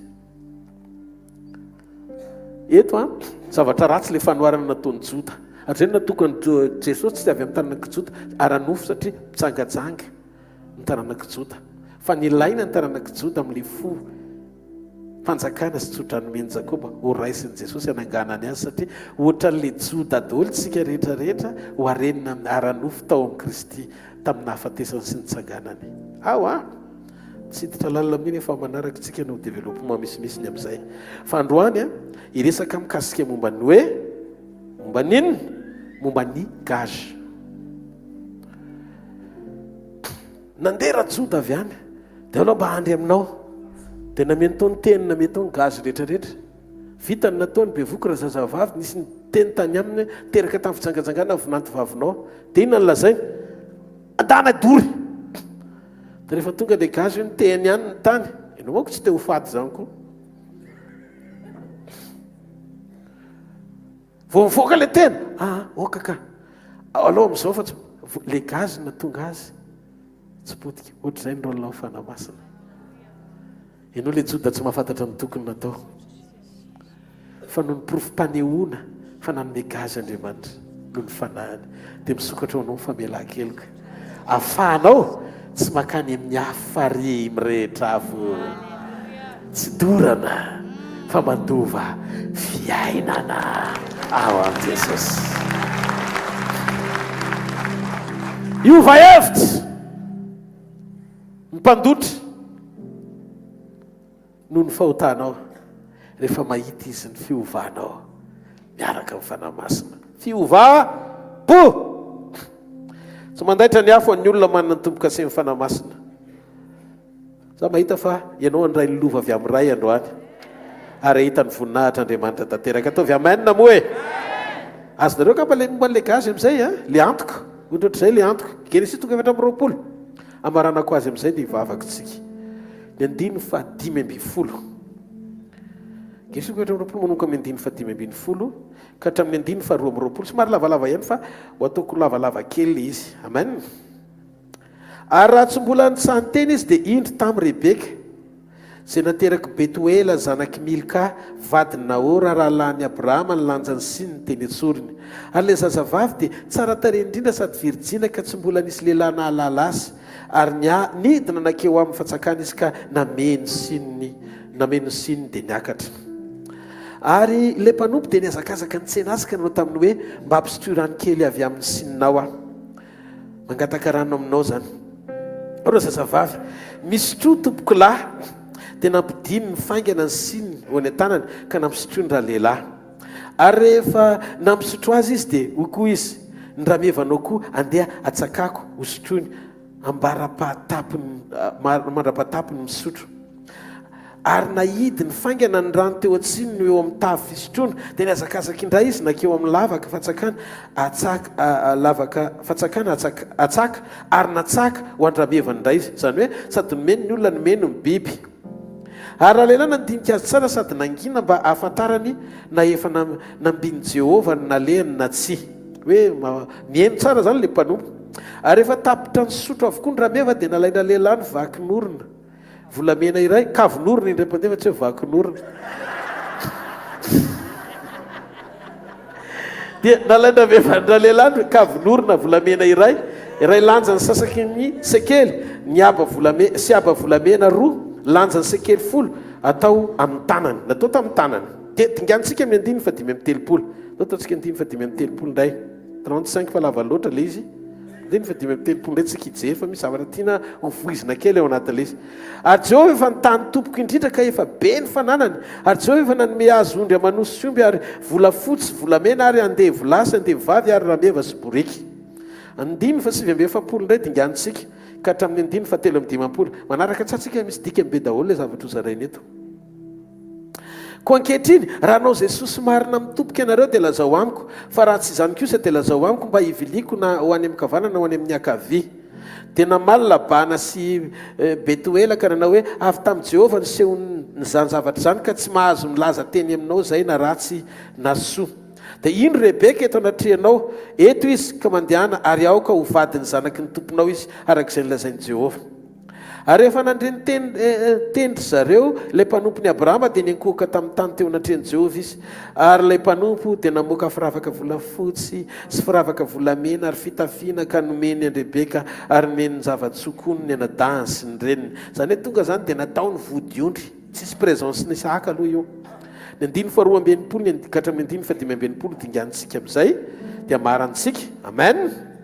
ary Isaka efa tonga avy tamin'ny naleny tany Beralahy roy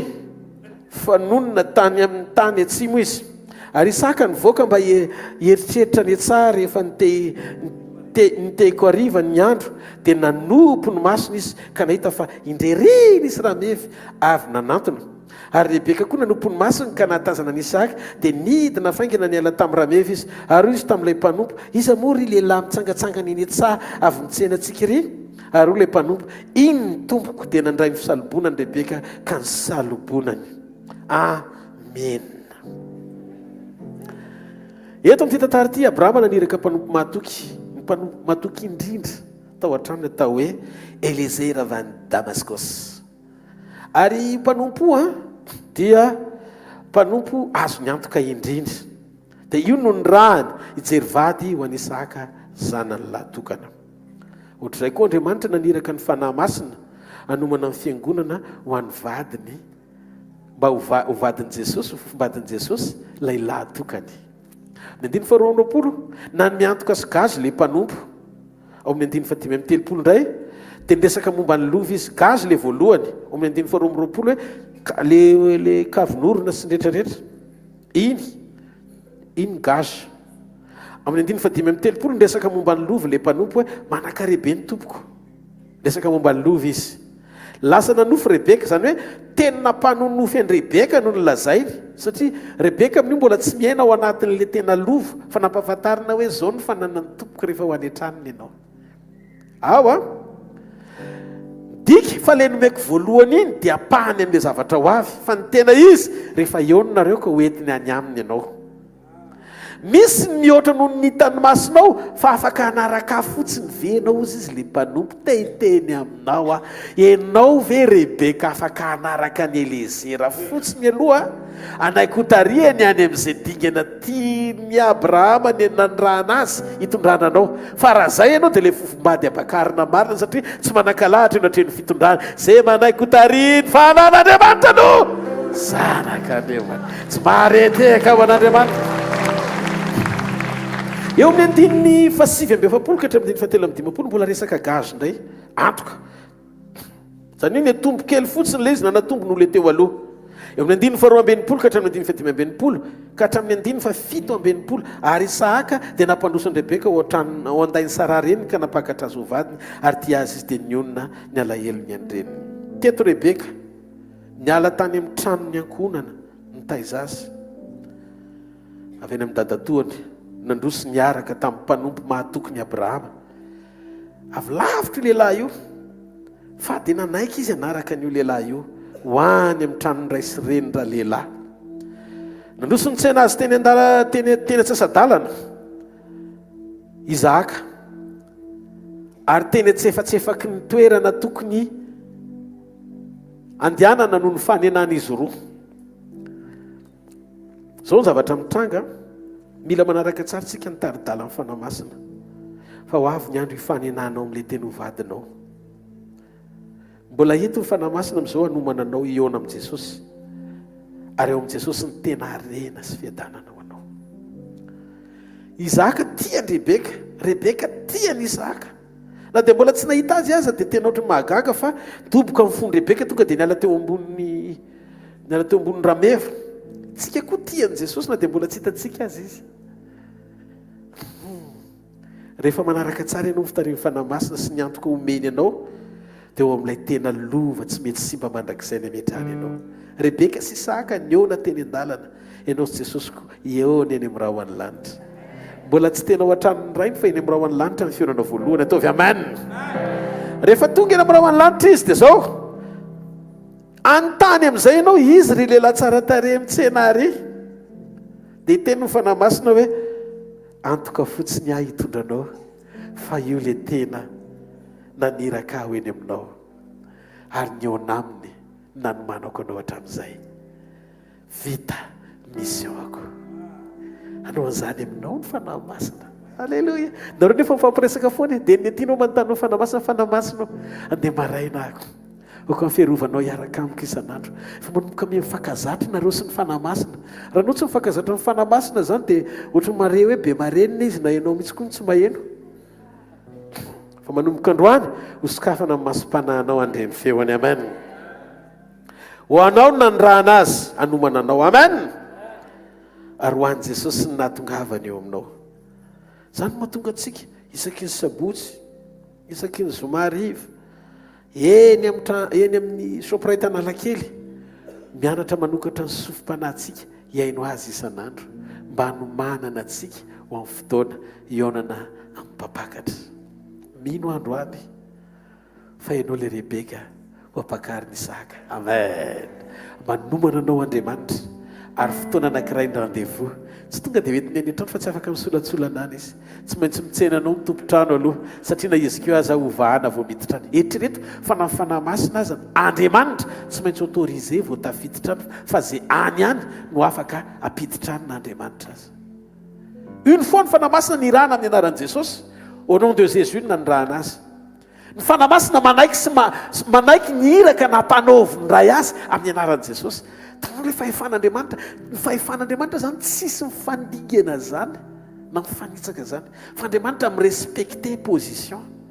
Na tompon-zavatra rehetra azy izy dia amin'izay toerana nanendrena azy dia ekeny. Ny rany izy amin'ny anaran'i Jesosy hanomana anao. Dia izay mahatonga azy manaiky ny anaran'i Jesosy, vao anaran'i Jesosy ny tonononao dia manaiky ny fanahy masina tanteraka n'ilay zavatra rehetra. Satria izay mibaiko azo avy amin'ny ray. Nefa tsy latsa-danja ny ray ny zanaka, ary tsy latsa-danja ny zanaka ny fanahy masina. Manomana anao izy. Manaiky venao iombona aminy. Manaiky venao iray aminy. Manaiky venao no atsangany. Manaiky venao no hanaja azy. Tonga Elezera avy any Damaskosy toy ny mangataka rano. Mangataka rano aminao. Fa manaiky venao ambali ny etaetany androany. Ina ny etaetany? Ny anaranao azy. Ny anaiky ny fitarihany mba anamora ny fanomaniny ianao. Reo no endrika telo na ny rana azy dia azo antoka fa tafahoana mipapakatra ianao. Voalohany meny anao ny ositra nananao ny discernement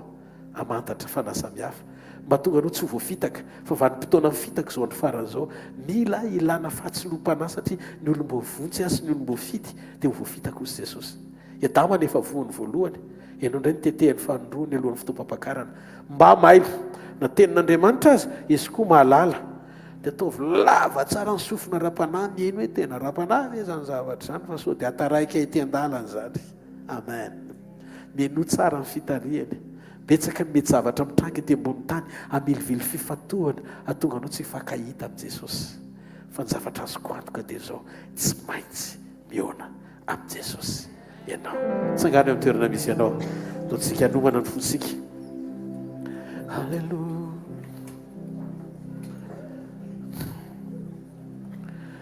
Ny fahombiazako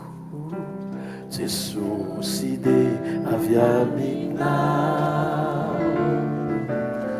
Ny fahombiazako tsy amin'ny endriko natanjako.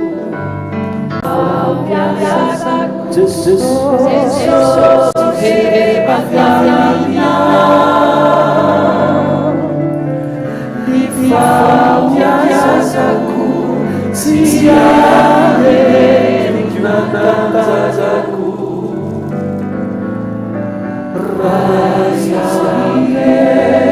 Vivo mate a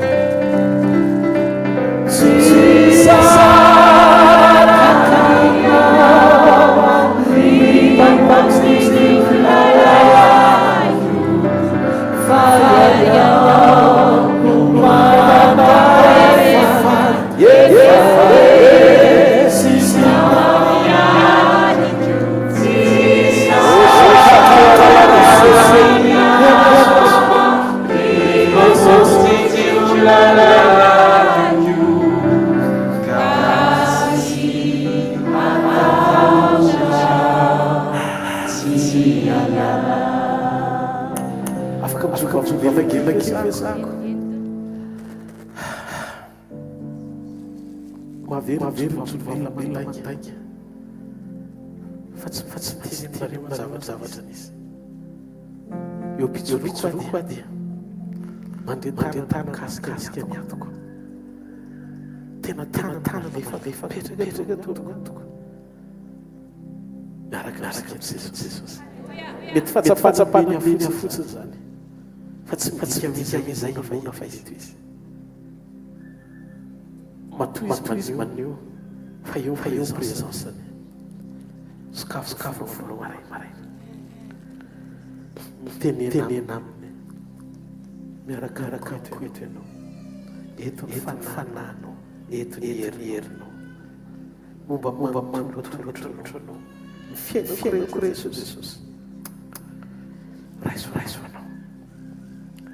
sakafo tenena Andriamanitra mba ho fandraisana mbola tsy zany Andriamanitra ifandraisako amin'ny fiainana asa ao anatina fivoriana anankiray mpanjaka tompoko manana fangolana lalina aminao tia omany Jesosy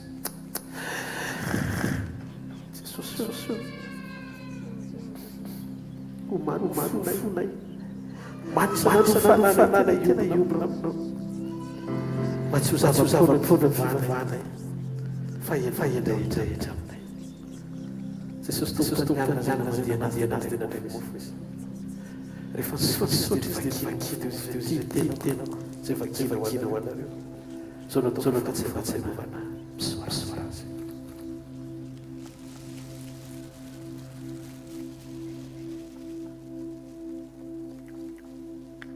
takzany io ranomboaloka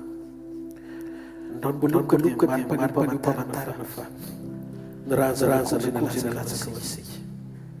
dia rahavelakely isika ho Jesosy tiandrafanekena safy malatsako anareo ho famelana kanao vinareo misotrapoka dia manambara tasakesako inareo mandapiaviko misorasorazy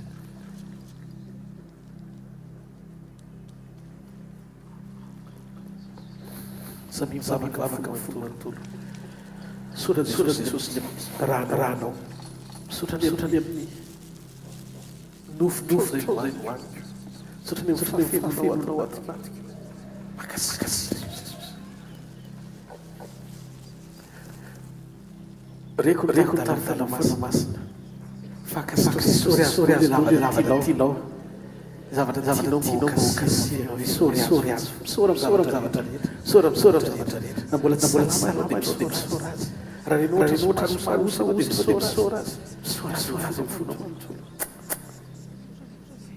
Jesosy sotra tompo tena mahinay ianao tianay ianao anompo an'izay makasitraka tompo voninahitra reo anao re amin'ny anarana Jesosy amen mino fa sitana zavatra rehetra nondrano Jesosy teaka mazotoerana fanantsika ho an'i Jesosy ary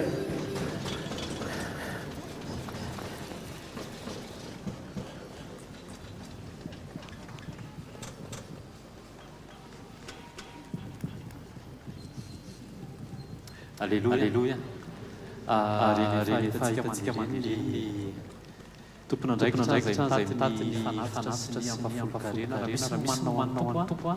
dia atoro fo fa zay manome faliana no ankasitrahana amen meo manontolo a ho fampandrosoana ny asan'Andriamanitra hoe ho an'i Jesosy Alléluia misaotra n'Andriamanitra fa resaka tamintsika indray izy teo a nanome fanamasina izy a dia nampatsiahy atsika reo teboka anankitelo anisan'ny ngeza indrindra amin'ny Jesosy ary mianto fampakaranatsika dia fanefantsika homany hiatrika fiaviam-pampakatra amen tao anatin'izany dia fampatsiahivana hoe ny sekoly sy ny fotoana rehetra dia fotoana fanomanana antsika mba ho vonona amin'ny fotoana farany fisehoana eny amin'ny rahoana zany a tsy reraka mihitsy milaza vaovao mitsangana eto mampatsiahy asika manentana tsy manaitra antsika manana fotoana zay fitopiomanana miala tsy maraina fitotra sasany ao amin'ny supérieur faharoa amin'ny fitotra sasany talata maraina fitotra sasany ao amin'ny supérieur analakely any ao amin'ny rihana faharoa ny alaraina fitotra sasany miala tsinainy dia fotoana famana olana ny talata sekoly fanasitranana ary mialabia dia sekoly fitahipanana sy binantoetra mahazo miomana alleluia tsy mandeha angamba le vera lasa mila miomana tsirairay fa zay voly mandeha teneniny akaikinao izy mandeha hoe ao dia amin'ny zoma entindray tsika amin'ny efatra hatramin'ny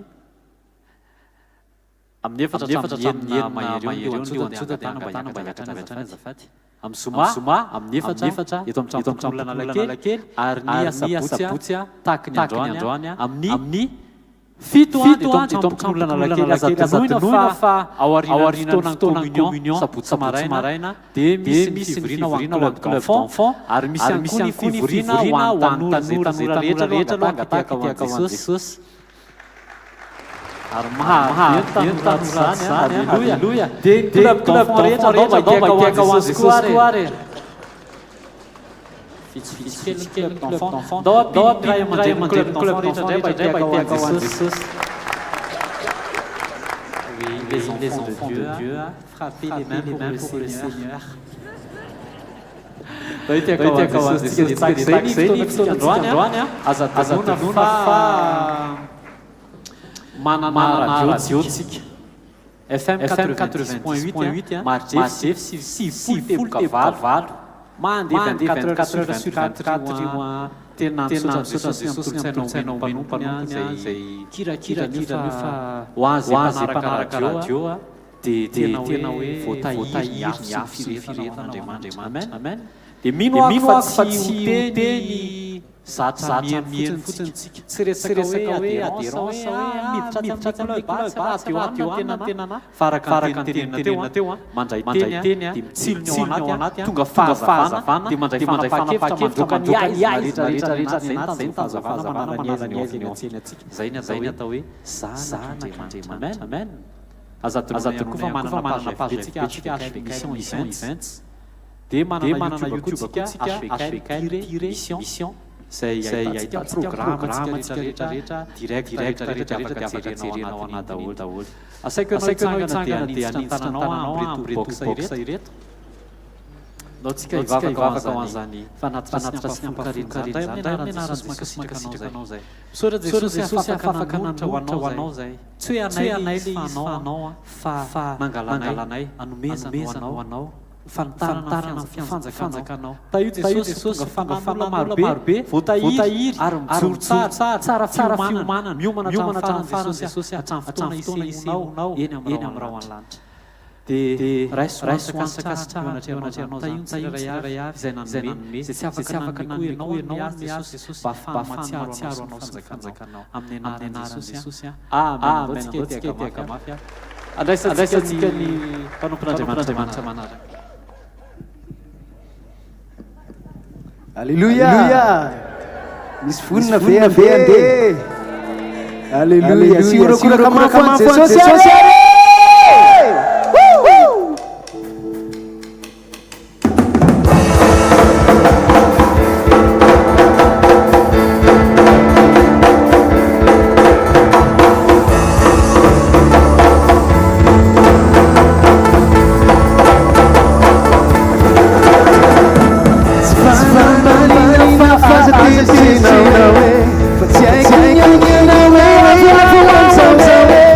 Never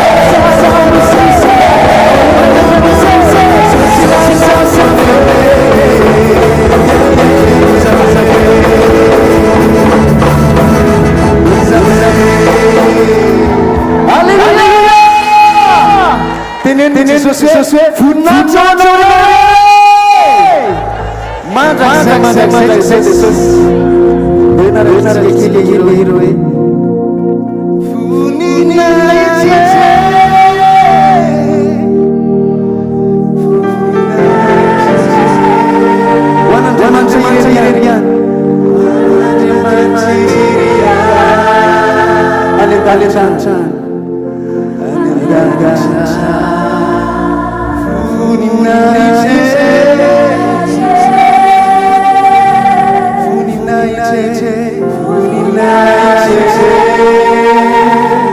hoan'andriamanitra irery ety an-tany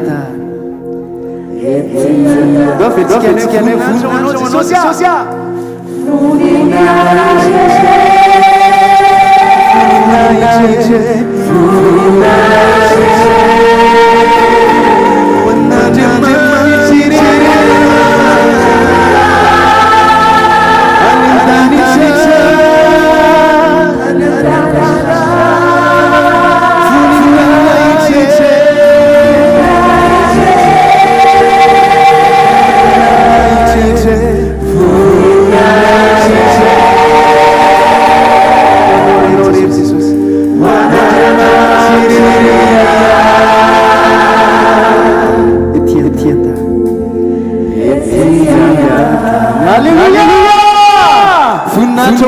Jesus reign. Amen.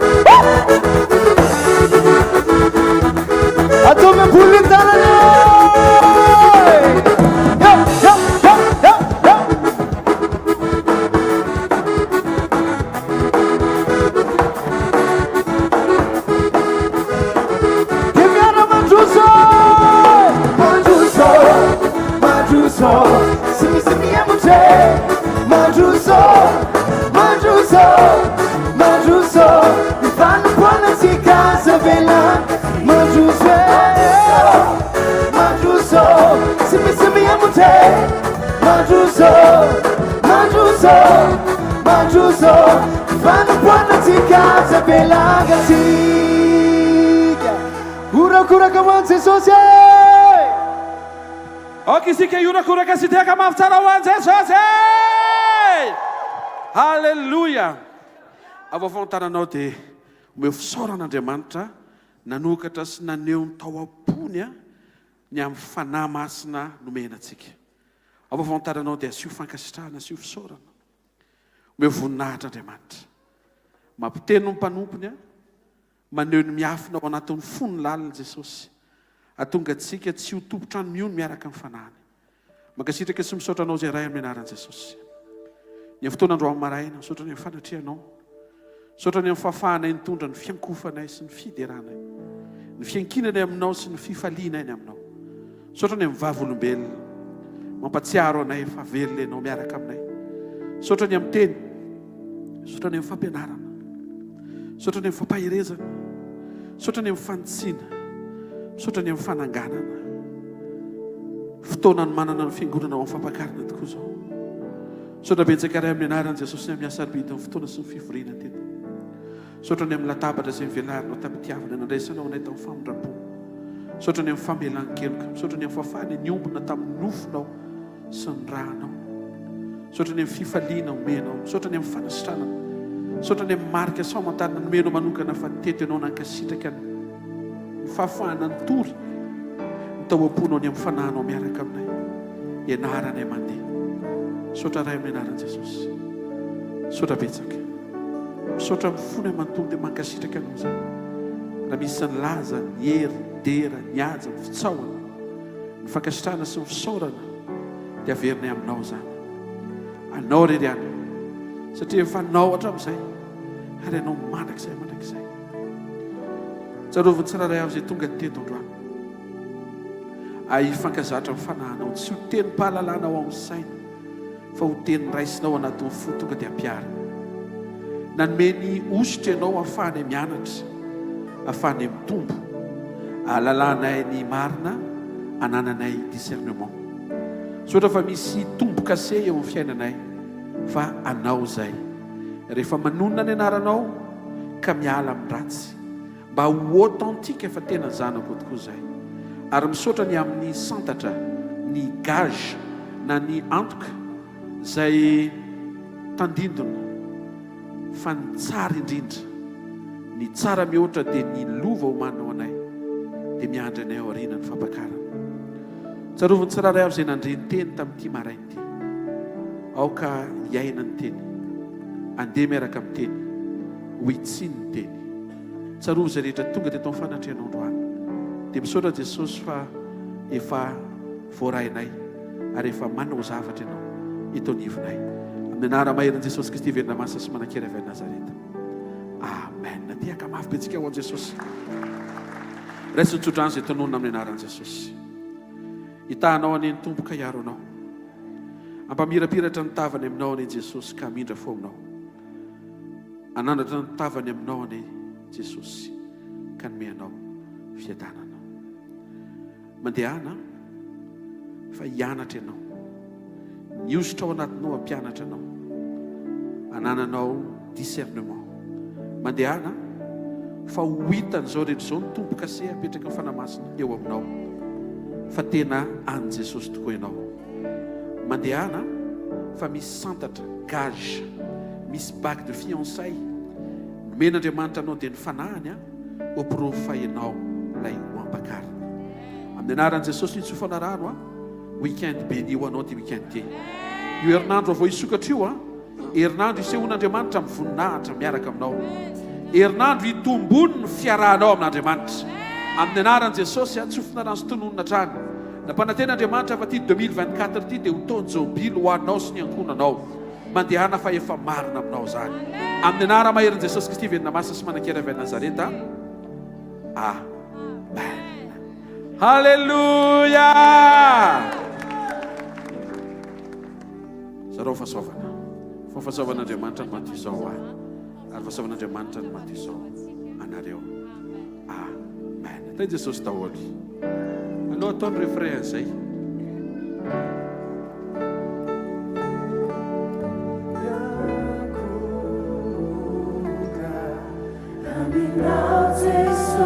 salvation.